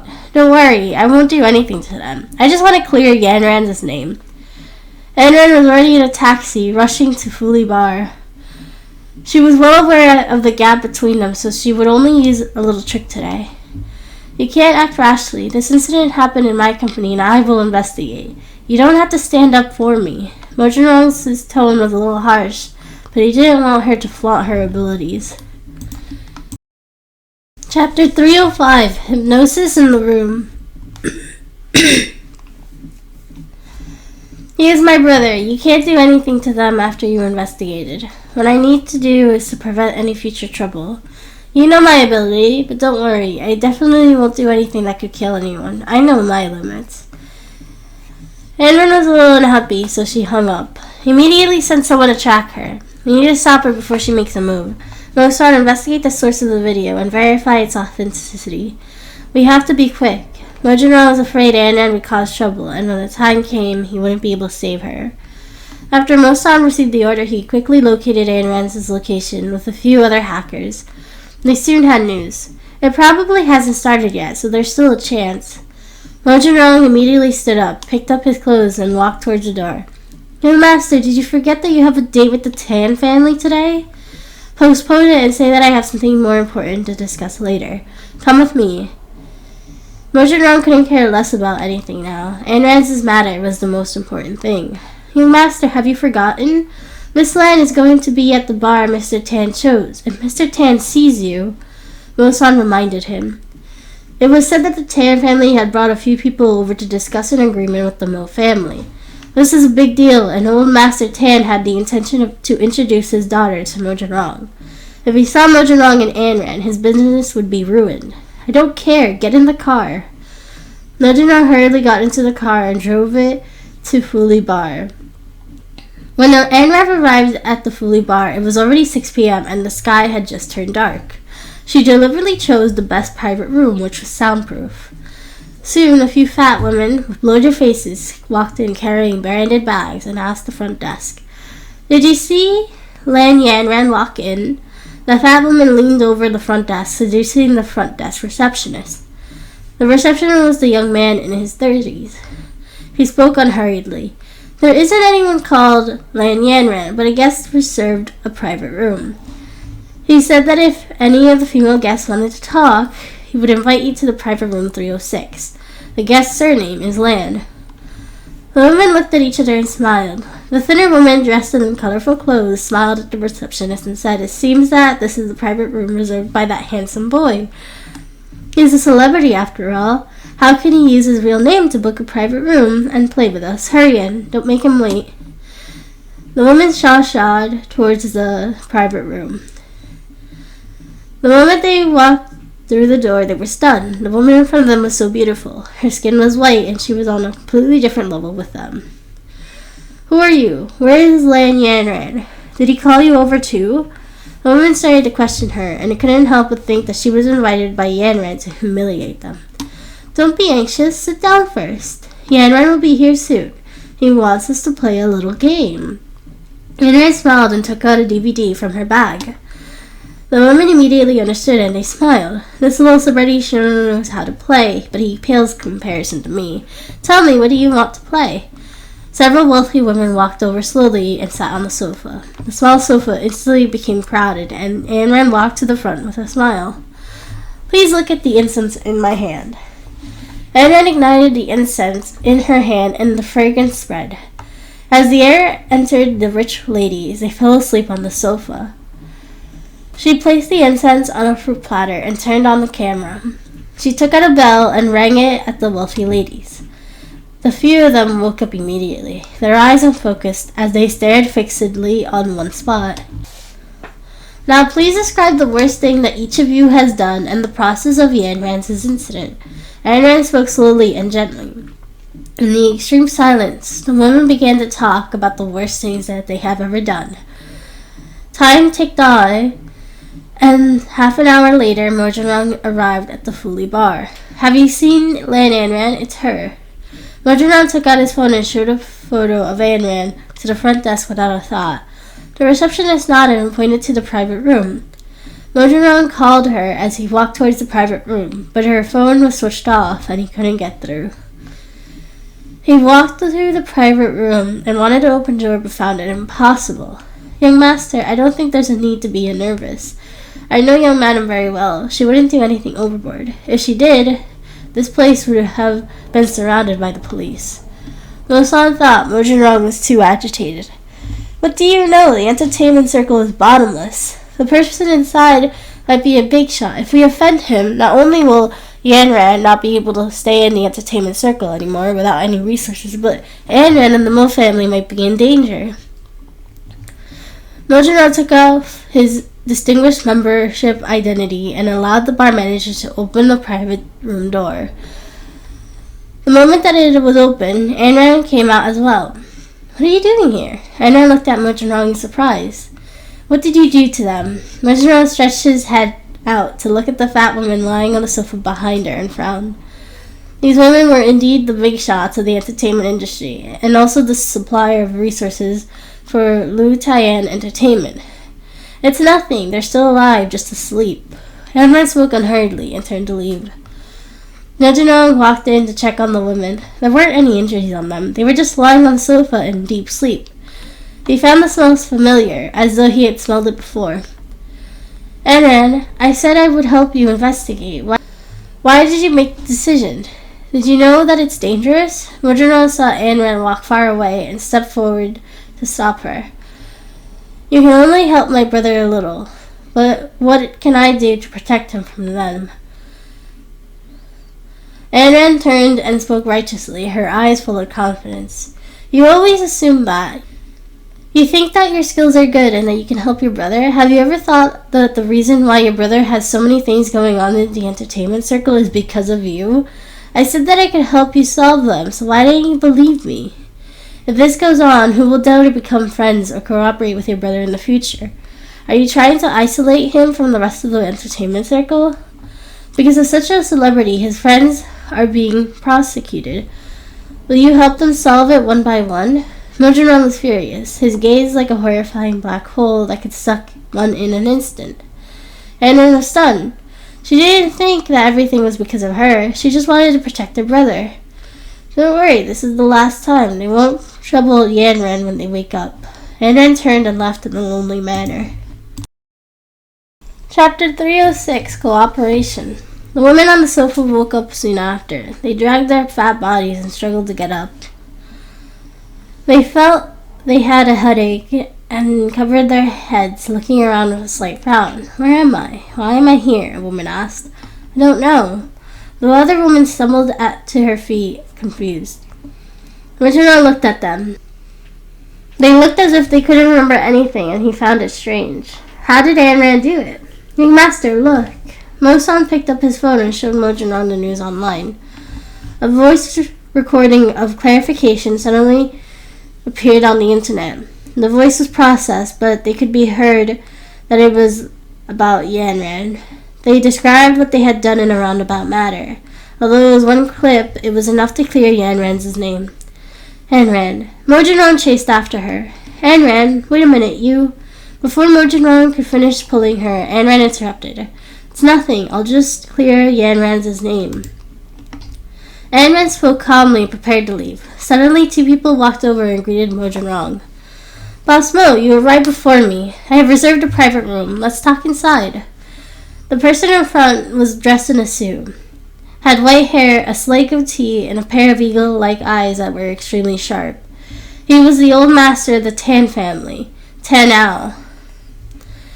The woman behind him was the first to come up. Before Mojang could reply, she stretched out her hand with a smile. Hi, Boss Mo. I am Tan Si-wen.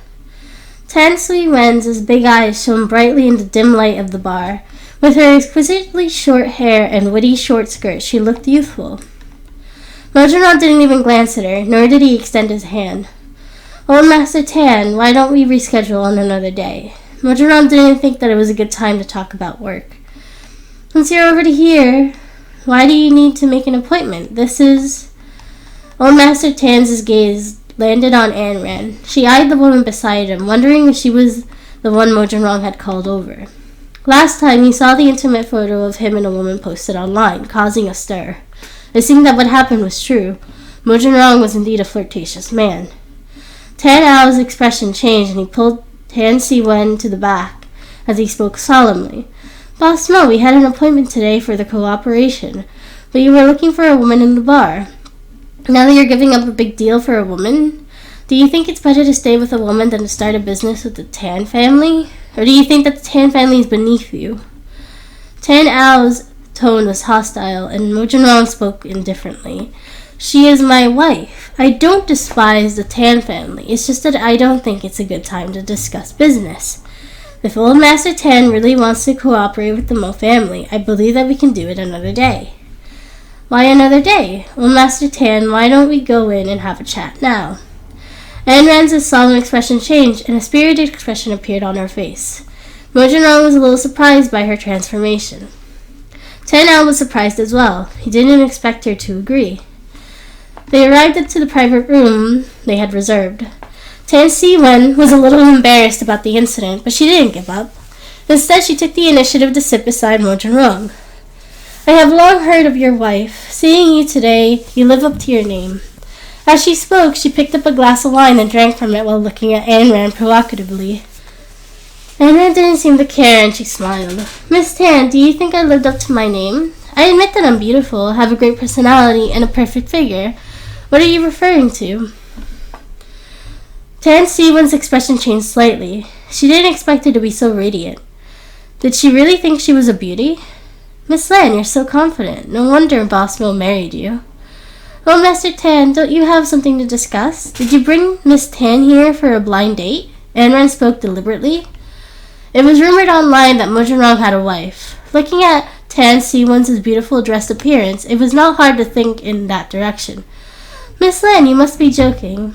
I am indeed here to discuss the deal.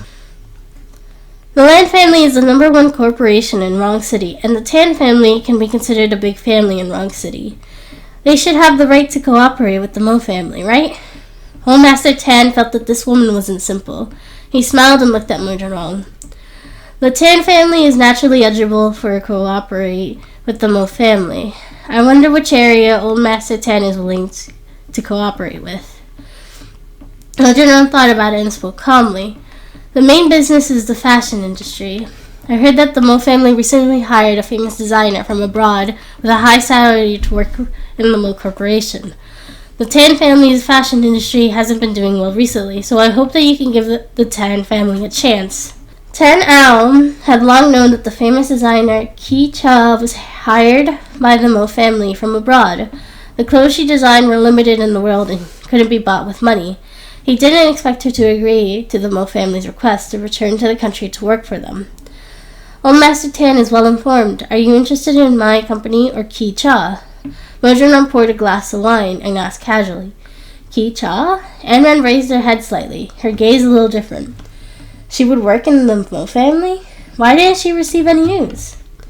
Boss Mo, you're thinking too much. A world-famous designer like Ki Cha wouldn't be easily hired by others. I believe you must have put in a lot of effort. I don't have the ability to do so, so I just hope that you can reward us with some soup. Tan Ao smiled. If they could cooperate with the Mo family, even without hiring Ki Cha as the family chief designer, they would be able to split the fashion market with the Mo family. We all know that Ki Cha's design ability. Since our company is willing to design, Mr. Tan's company will have to contribute as well. How about a 40-60%? Mo Junrong was most concerned about profits. After all, a businessman wouldn't give up without benefits. Tan Ao thought for a moment and smiled. The Mo family is big and powerful. Surely they wouldn't be so stingy and care about such a small amount of profit. The Mo family group was the largest company in the world. Other than Mo Junrong, whose commercial value has reached hundreds of billions, it could be stingy to calculate such a small profit over the Tan family. Mo Junrong gave a fake smile. This isn't such a small profit. Ki Cha's own work are sold for hundreds of millions. If it is mass-produced, the price won't be just a small profit. The Mo family's design is the main thing, but without Ki Cha's name, you are nothing. Boss Tan, please consider it. Tan Ao kept quiet and glanced at Tan Si-wen. Chapter 307, Sudden Illness. Boss Mo, don't be so sure. Isn't it better to cooperate and win together? Although the Tan family's fashion market is inferior to the Mo family's, we have our own brand and market. Boss Mo, don't give up on this forest for nothing. Tan Si-wen picked up a fruit in front of her as she spoke, wanting to feed Mo Jin-rong. Her fair and smooth hand was a little dishonest, and just as she was about to move closer to Mo Jin-rong's hand, Ayn Rand smiled slowly. "Miss Tan, are you preparing to seduce Jin-rong into surrendering?" "Miss Lin, you must be joking. I just understand Boss Mo better. Although I'm not married, I know that a wife can't always be so cold, especially at such an important occasion. How can you just listen quietly? It's understandable if you don't understand the business world." Tan Si-wen continued to move her hand closer to Mo Jin-rong. "I'm sorry, I don't like oranges. Also, my wife doesn't say anything out of respect for you all. It's not that she doesn't know anything." Mo Jin-rong indirectly rejected Tan Si-wen and acknowledged his wife. Ayn Rand smiled and said his favorite food is grapes. Ayn Rand took off a crystal clear red grape and placed it into Mo Jin-rong's mouth, giving him a light kiss on the cheek. Mo Jin-rong was slightly surprised. He didn't tell anyone that he liked eating grapes, and Ayn Rand wasn't by his side every day. How did she know that he liked eating grapes?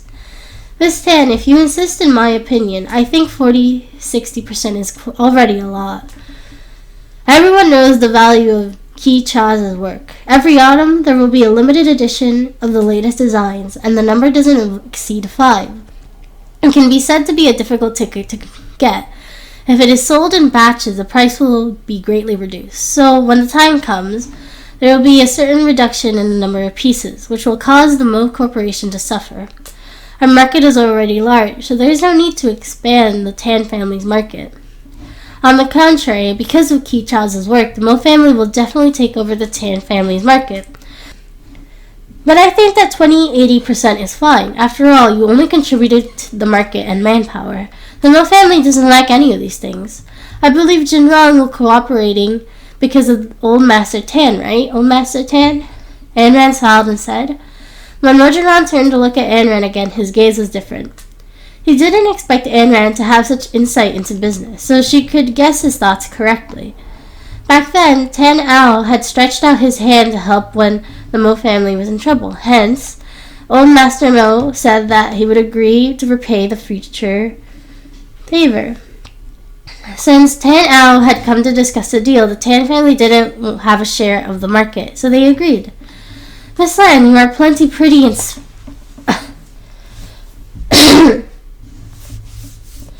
Miss Lan, you are both pretty and smart. You are a good businessman. You are right. We will split the profits 40-60. I will sign the contract with the Mo family group another day." "You can't go back on your word." Tan Ao smiled. "Of course not." Ayn Rand smiled and said, "Young master, what about Tan Lin?" Mo-san asked softly in Mo Jin-rong's ear. Tan Lin hated the Lin family so much. If he knew that Mo Jin-rong was collaborating with the Tan family, he might be angry and might even disrupt the cooperation. Although Tan Ao was old, he could hear Mo-san's worry. "You don't have to worry about that. I know that Boss Mo is on good terms with my unfiled grandson, Tan Lin. He may hold a grudge against us, but his surname is still Tan, and he wouldn't dare to do anything with me still around." Tan Ao was enraged at the thought of his unfiled grandson. He could have inherited the Tan family and been the one with the highest chance of inheriting company. But he had to avenge his disappointing mother. Back then, he saw her sleeping with another man, and after the incident, she tried to defend himself. How could he have such a shameful daughter-in-law? He didn't expect her to hang herself in her room, so Tan Lin blamed him for it. "Grandpa, their brother had no choice. He lost his mother when he was a child and was inevitably upset. You don't have to blame him." Tan Si-wen appeared to understanding and looked extremely well behaved. Ayn Rand understood that she was putting on a show. In her past life, she had interacted with members of the Tan family. Tan Si-wen was a two-faced person. On the surface, she appeared gentle, well-behaved, and harmless, but underneath, she would bully her and the people she was jealous of. They were all dealt with ruthlessly. "I was going to introduce you to my granddaughter today, but seeing that you have such an outstanding wife, I feel bad for making such a foolish decision." Tan Ao directly admitted his purpose in bringing Tan Si-wen. He originally thought that she had nothing but beauty, but now he admitted that his granddaughter was indeed inferior to her. "Old Master Tan, you flatter me. Miss Tan is also very outstanding." Ayn Rand's compliment seemed to be a boast, but it was an insult to Tan Si-wen. She was furious, but there was still a smile on her face. I heard that Miss Lan is still a university student. Previously, there was an uproar online. I thought that Miss Lan wouldn't be coming back, but now I think I was overthinking. Tan Si-wen's smile was malicious, but it didn't hurt Anran at all. Si-wen. Tan Ao looked at her angrily. Even if the Tan family couldn't compare to outstanding people, they couldn't be worse than them. At least, they couldn't let others see their jealousy. Miss Tan, don't worry, I'm very tough. Anran smiled half-jokingly. Well, Master Tan, that's all for today. Sign the contract if you have time. We won't be accompanying you anymore. Mojirong held Anran's hand, preparing to leave. Tan Si-wen suddenly grabbed him and spoke coquettishly. Boss Mo, why are you leaving in such a hurry? Tan Ao looked at his granddaughter in dissatisfaction. She was the young lady of the Tan family. How could she treat a married man like this? It was an embarrassment to the Tan family. Si-wen! Just then, Mojirong swung her hand away. Sorry, it's my private matter. I don't have to tell you. Mojirong left the private room with Anran. Suddenly, a figure flashed in Mojirong's eyes, and he vaguely felt a sense of familiarity as the person appeared in his view. It's him? Suddenly, Mojirong felt a sharp pain in his chest, and he slowly bent down, covering his chest with his hand with a savage expression. Is his illness relapsing again? Anran didn't expect Mojirong to relapse to be so sudden.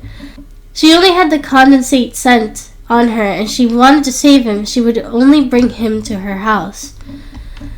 She first brought some condensed incense from her pendant and smeared it all over his body, before helping him into the car with Mo-san.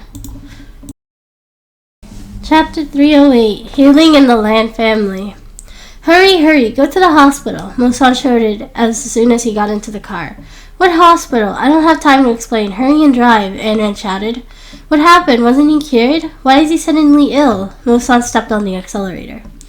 At the Lan family, because Yaksen didn't see Anran after school and there were attacks on Yanran all over the internet, she started to exaggerate things in front of Lee Yuro and her husband, making Ting Young and his wife even more worried. Yanran, many people were scolding you online today, and they clarified what happened. Is it so difficult for you to become a celebrity? Ting Young frowned and couldn't ask. Mom, can a celebrity without scandals be called a celebrity? Those people are jealous of my good looks. Don't listen to Yaksen's frightening words to scare us. You can't believe what she says. She couldn't wait for anything to happen to me and my sister. But I told Sis this morning, and she said that she would help me. She would be with Mojirong right now, so don't worry. After Yanran was sent home in the afternoon, he stayed at home and never went out. Yanran naturally never came back as well, but he wasn't worried at all. He knew that his sister was a fox and had 9 lives. How am I not worried about the girl who will run around every day? Yaksen said that she wasn't even in school. Where did she go? She didn't even say anything, and I couldn't get through to her. It's so worrying. Lee Yuro started to panic again. How could her heart take it if this happens a few more times? Suddenly, a violent breaking sound came from outside. Ting Young hurriedly opened the door and saw Anran carrying Mojirong down, his whole body twitching. What happened? Lee Yuro glanced at Mojirong and knew that he probably had a heart disease. Mom, there's no time to explain. Send him to my room. Anran was anxious. She didn't have time to explain and let Mo-san carry Mojirong to his room. Shouldn't he be taken to the hospital? Lee Yuro sent Mojirong upstairs as she asked. She's stuffing a man into her room in broad daylight? How shameless. Although Zashumi knew that he was Mojirong, she was still picking on him. Anran didn't have time to quarrel with her, so she ignored her, shut the door, and separated everyone outside so that she could treat him. What's happening? What if something happens? Ting Young was a little puzzled as to why Mojirong was being like this. He hadn't heard anything about his illness before, but if such an accident happened one day, his daughter would become a widow at the age of 20. Mr. Lan, don't worry. Our young master has had this illness since he was a child and was always been an indirect relapse. It isn't contagious, and there is medicine that can control it every time. This relapse was relatively sudden, so he didn't take any medicine. Although I don't know why Miss Lan sent him home, I believe she can do it. Mo-san was a little worried as he stood outside the door. He really believed that Anran could treat Mojirong, or at least relieve him. How did Jinrong contract such an illness? Shu Yanshan stood downstairs. She thought for a moment and smiled. She grabbed Yaksen and smiled. Our chance is here. Since he has given himself to us, why don't we rack our brains to visit the Mo family? His illness won't be getting better anytime soon. Yaxin was a little embarrassed. She was still a virgin. How could she do such a thing? Mom, is it really okay? I'm scared. Yaxin looked scared. You useless thing. Do you know why we can't compare it to that girl? She is shameless and scheming, but you are too kind. If you want to show off your wealth, you have to endure it. Don't you want money? Xu Yanshan cursed. How did she give birth to such a useless daughter? She couldn't do anything but convert others. Yaxin, don't worry. I'll keep an eye out for you later. We'll just take a few photos. Zhao Shumi smiled. With just a few photos, she could threaten Mo Jinrong. Even if she couldn't become the young lady of the Mo family, it would still be good to get some money from him. In the room, Anran took out a professional kit and turned to look at Jinrong anxiously. He had passed out from the pain. She didn't know why this happened. Logically speaking, even if the previous treatment wasn't successful, such a serious illness wouldn't have suddenly occurred. She took out a piece of incense, broke it, and lit it. She turned it around to front of Mo Jinrong's nose, then took out a bell and gently shook it. She entered Mo Jinrong's subconscious. It was dark this time. She fumbled in the darkness. Suddenly the scene on the plane appeared. It was Mo Ying, but the difference was that she seemed to have discovered something strange. When Mo Jinrong returned, he took out the pill in his hand. He could clearly tell that the pill was a vitamin and not a heart pill. He was such a cautious person. How could he mistake the pill for a vitamin? Suddenly, the scene changed to Mo Jinrong's childhood, the day his parents died. Mo Jinrong's parents died in a car accident. Before they left, Mo Jinrong's father and mother kissed Mo Jinrong before leaving. Anran didn't understand the significance of this scene. At this moment, a person she never knew appeared in the scene. Shang Li, send Jinrong to school. Old Mrs. Mo was very young and smiled brightly. All right, Mom. Anran's eyes widened, thinking she had heard wrong. Doesn't old Mrs. Mo only have 2 sons? Who is Mo Shang Li? She had never heard Mo Jinrong and old Mrs. Mo mention it before. In her past life, she had never seen him before. Was it because of him? Suddenly, the dream started to tremble. Anran knew that Mo Jinrong was agitated to see this person, which is why the dream started to tremble. She comforted the sobbing Mo Jinrong gently. Okay, Jinrong, good boy. Sensing the gentleness, Mo Jinrong stopped crying and slowly calmed down.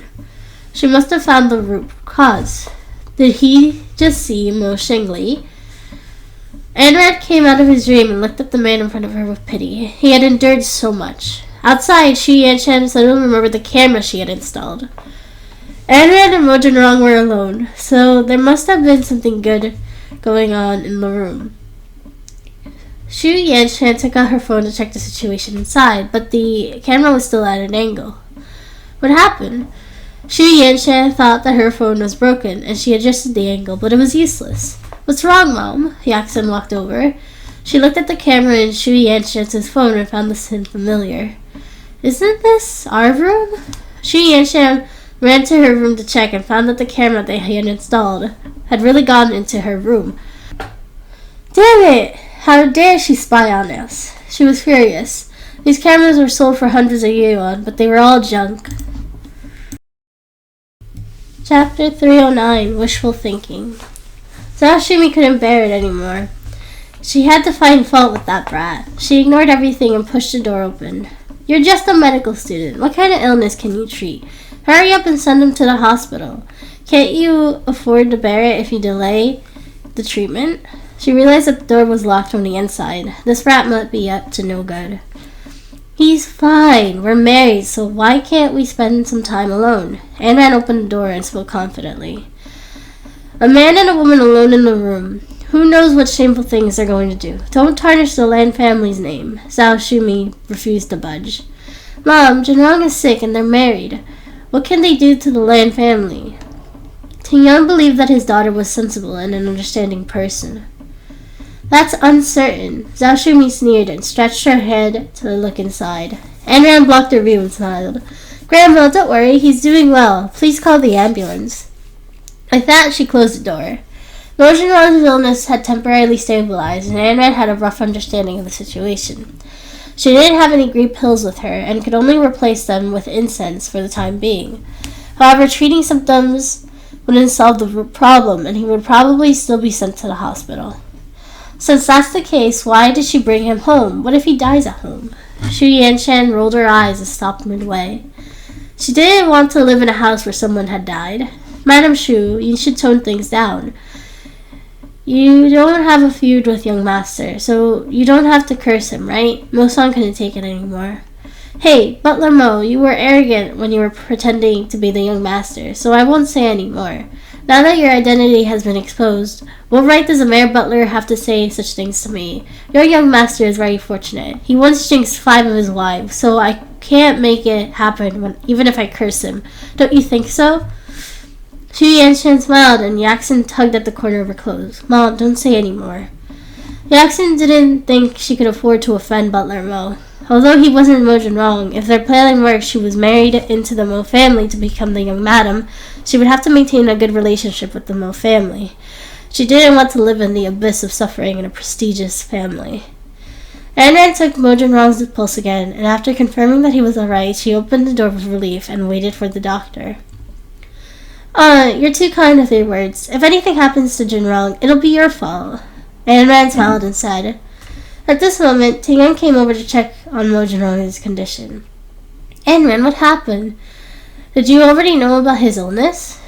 Tingyun looked at Mo Junrong's complexion, which was better than before. After checking his pulse and confirming that he was alright, his frown eased. Dad, it's an old ailment and isn't life-threatening. Don't worry, the doctor will be here soon. Anran sighed in relief. It seemed that Mo Junrong's illness wasn't caused by Mo Ying, but by a person called Mo Shengli. This child is sick. Why didn't you tell us? If I had known, I wouldn't have allowed you to marry him, Tingyun grumbled. He didn't want his daughter to become a widow. Mr. Lan, our young master has had this since he was a child, but it isn't contagious, nor will it get any worse. Don't worry, he won't tell anyone about this. His sudden attack was an accident. It will be better after some time in resting in the hospital, Mo-san said. Taeyong was about to speak when the ambulance arrived and several doctors came in to carry Mo Junrong away. Mom, Dad, I'll go take a look first. Don't worry. Anran comforted the two of them before getting into the car with Mo-san. Taeyong sighed from behind and frowned slightly. How did such a young body become like this? The Mo family is too unkind. If it was like this back then, I would have never allowed her to marry. Sashimi wanted to retreat. She pulled Xu Yanshan aside and muttered softly. Mo Junrong's illness might take his life one day. If Yaxin marries over, she might accidentally become a widow. She's young. What should we do? Why don't... Xu Yanshan seemed to have thought of her plan, and she smiled indifferently. Mom, don't worry. It doesn't matter. It would be better if Mo Junrong died. Aren't the Mo family's assets all Yaxin? If she gets pregnant one day, even if he isn't around, Yaxin will be a rich woman. Wouldn't everything in the Mo family belong to her and her child? Sashimi thought about this and agreed. If Mo Junrong died of his illness, all his assets would belong to Yaxin, and they would benefit from it. Yaxin, Mo Junrong is ill, which is a good opportunity for you. Hurry and make some porridge for him, Xu Yanshan smiled and said. In the car, Mo Junrong laid on the stretcher with an oxygen mask on his face. Miss Lan, is young master all right? Anran nodded her head and smiled. Don't worry, his condition is much better, and the problem isn't with Mo Ying. Mo-san was a little confused. Did she mean something else? Miss Lan, what do you mean? It seems that every time young master's illness relapses, Miss Lan is by his side. Moreover, after treating him for a period of time, young master's condition immediately got better. Miss Lan, do you have any magical medicine? If I have it, I won't have to trouble you anymore. It's nothing. I just thought some local prescriptions in the countryside. I am Jinwang's wife, so it's only right for me to do so. I just don't understand something. Butler Mo has been in the Mo family for almost 20 to 30 years, right? Anran asked. Of course, it's been around 20 years. Miss Lan, please feel free to ask. I will definitely help you if I can. Mo-san could tell that she seemed to have some questions, that she didn't know whether to ask or not. Do you know Mo Shengli? Mo-san was startled when he heard the name and looked at Anran. How did she know this person? Over the years in the Mo family, he had almost forgotten about him. Now that Anran suddenly mentioned him, he seemed to have remembered him again. Miss Lin, how do you know his name? It's nothing. I was just curious about the name when I heard Jinrong mutter it once in a while. Mo-san nodded, seemingly relieved. He smiled after some thought. I think you should ask old Mrs. Mo about this. After all, I'm the butler, and some things can't be convenient to talk about. I can only say that it's strange. Mo-san's words made Ayn Rand even more curious. Chapter 310, Delivering Porridge. Looking at Mo-san's hesitant expression, she could sense that this matter wasn't small. When she arrived at the hospital, Ayn Rand received a call from old Mrs. Mo. Ayn Rand, why am I hearing that Jinrong was hospitalized again? How is his health? Which hospital is he at? Old Mrs. Mo asked anxiously. Grandma, he's all right now. Jinrong isn't in any danger. You don't have to worry. I'll send you the address. Ayn Rand hung up and looked at Mo-san. You're such a clairvoyant. Miss Lan, don't blame me. I wouldn't dare to disobey old Mrs. Mo's orders. Mo-san was stumped. After various examinations in the hospital and confirming that Mo Jinrong is alright, they transferred him to the normal ward and put him on the IV drip. Old Mrs. Mo and Annie Wu arrived at the hospital and hurriedly went to see Mo Jinrong. Why is he suddenly ill? Didn't he say that he was cured by the psychologist? Old Mrs. Mo asked. Grandma, I want to ask about someone. Ayn Rand helped old Mrs. Mo up and said, Tell me, who is Mo Shengli? Old Mrs. Mo was suddenly startled. She glanced at Annie Wu. How do you know him? Is he related to Jinrong's illness? Old Mrs. Mo didn't seem to want to mention this name. Jinrong said his name when he was in a coma, so I was a little curious. Since most of Jinrong's illness was caused by psychological reasons, I believe that this person should be the key. The atmosphere in the ward became strange. Ayn Rand wasn't used to the sudden calm. He is the son of the Mo family, or more accurately, the illegitimate son of the Mo family. Old Mrs. Mo seemed to have recalled the past she didn't want to recall, so she still spoke tirelessly. Ayn Rand had a very obvious expression. She only knew that the Mo family had 2 sons and had never heard of the third one. Why isn't he in the Mo family? I don't think I've seen him before. Ayn Rand only knew that old Mrs. Mo had 2 sons, and now she had another? Besides, old Mrs. Mo never mentioned his name, which didn't really make any sense. He has been missing for many years. He isn't my biological son. To be more precise, I'm his stepmother. This happened decades ago, when I was married to the old man. I don't know he had an illegitimate child. It was so many years later when I found out. But I had no choice and could only accept it. I treated him as the eldest son of the Mo family and my biological son. Those few years were indeed enjoyable, but ever since Lan Xuan passed away, I was at a loss and didn't have the mood to care about his feelings. I wasn't as good to him as before, but he didn't show any obvious dissatisfaction, so I didn't think much about it. On a sea trip, he was suddenly caught in a storm. At that time, almost everyone was wiped out, but in the end, he was the only one missing. We searched for a long time, but couldn't find his corpse. In a blink of an eye, so many years had passed, but there was still no news. I would have forgotten if he hadn't mentioned it. When he was young, he had the best relationship with Jinrong. Perhaps he still hadn't forgotten his uncle. Old Mrs. Mo finished her sentence sadly. The scenes from back then were playing in our mind. Are you sure he passed away? Ayn Rand asked skeptically. Regarding whether he was alive or dead, she would automatically conclude that he was alive and missing rather than dead. The incident happened in the middle of the sea, and the boat almost flipped. He must have fallen into the sea. After so many years, he's long gone. It's impossible for him to still be alive. Old Mrs. Mo spoke with certainty, and she wiped the tears from the corner of her eyes. Ayn Rand felt that the matter was still strange. How could it be such a coincidence? Back then, everyone was fine, and he was the only one who fell into the sea. Mo Jinrong was still young at the time. Was he frightened by something? Hence, he would always had this person in his subconsciousness. But she didn't see the scene just now. Hypnosis was created based on a person's subconscious, and most of the images in the subconscious were real memories in the brain. Did Mo Jinrong happen to have forgotten about that? Grandma, did Jinrong have any special reaction at the time? Anna asked. Jinrong was still young. We wouldn't know if he remembers or not. It's been so many years. I know that everyone was frightened, and Jinrong was also frightened. His eyes were wide open. Old Mrs. Mo vaguely recalled the incident back then and was covered in cold sweat at the thought. Suddenly, Mo Jinrong's hand moved and he opened his eyes.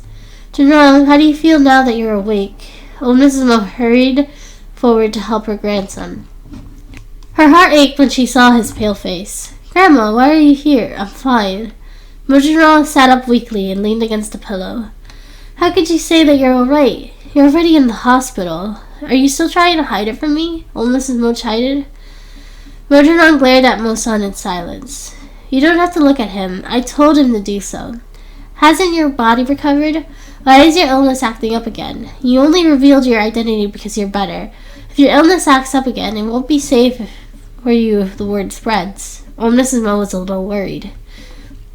Mojiro was offending a lot of people for him to be able to bring the Mo family group to the top 3 in such a short time. Previously, because he had concealed his identity, everyone's attention had always been diverted to Mo-san. Now that his identity was exposed, all the attention would definitely be focused on Jinrong. This wouldn't be good for him. It's alright, I will take note. It's getting late. I will go back after I finish my IV drip. Grandma, you should hurry back to sleep. Rascal, you still worrying about me at a time like this? I'm only be at ease if I leave with you and see that you're discharged. Old Mrs. Mo was really worried about her sickly grandson. If he fell, the entire Mo family would be finished. The moment she started speaking, the door was pushed open and Yaxin walked in carrying a thermos flask and Shu Yanchen followed her with a grin. Jinrong, it's great that you're awake. We were worried about Jinrong's illness, so Yaxin specially made some porridge. She thought that the two of you probably haven't eaten yet. At the thought that Jinrong would need something light since he had just recovered, she sent it over. Shu Yanchen entered the room and placed the thermal lunchbox down, wanting to scoop some porridge. Wait, who told you to come? Old Mrs. Mo spoke softly. She didn't like this family. They were always chasing him for no reason. She didn't like this feeling. Oh, Mrs. Mo, look at what you're saying. Jinrong is ill, and as Anyan's aunt and cousin, is it wrong for us to visit her? Shu Yanchen smiled. She was cursing old Mrs. Mo in her heart.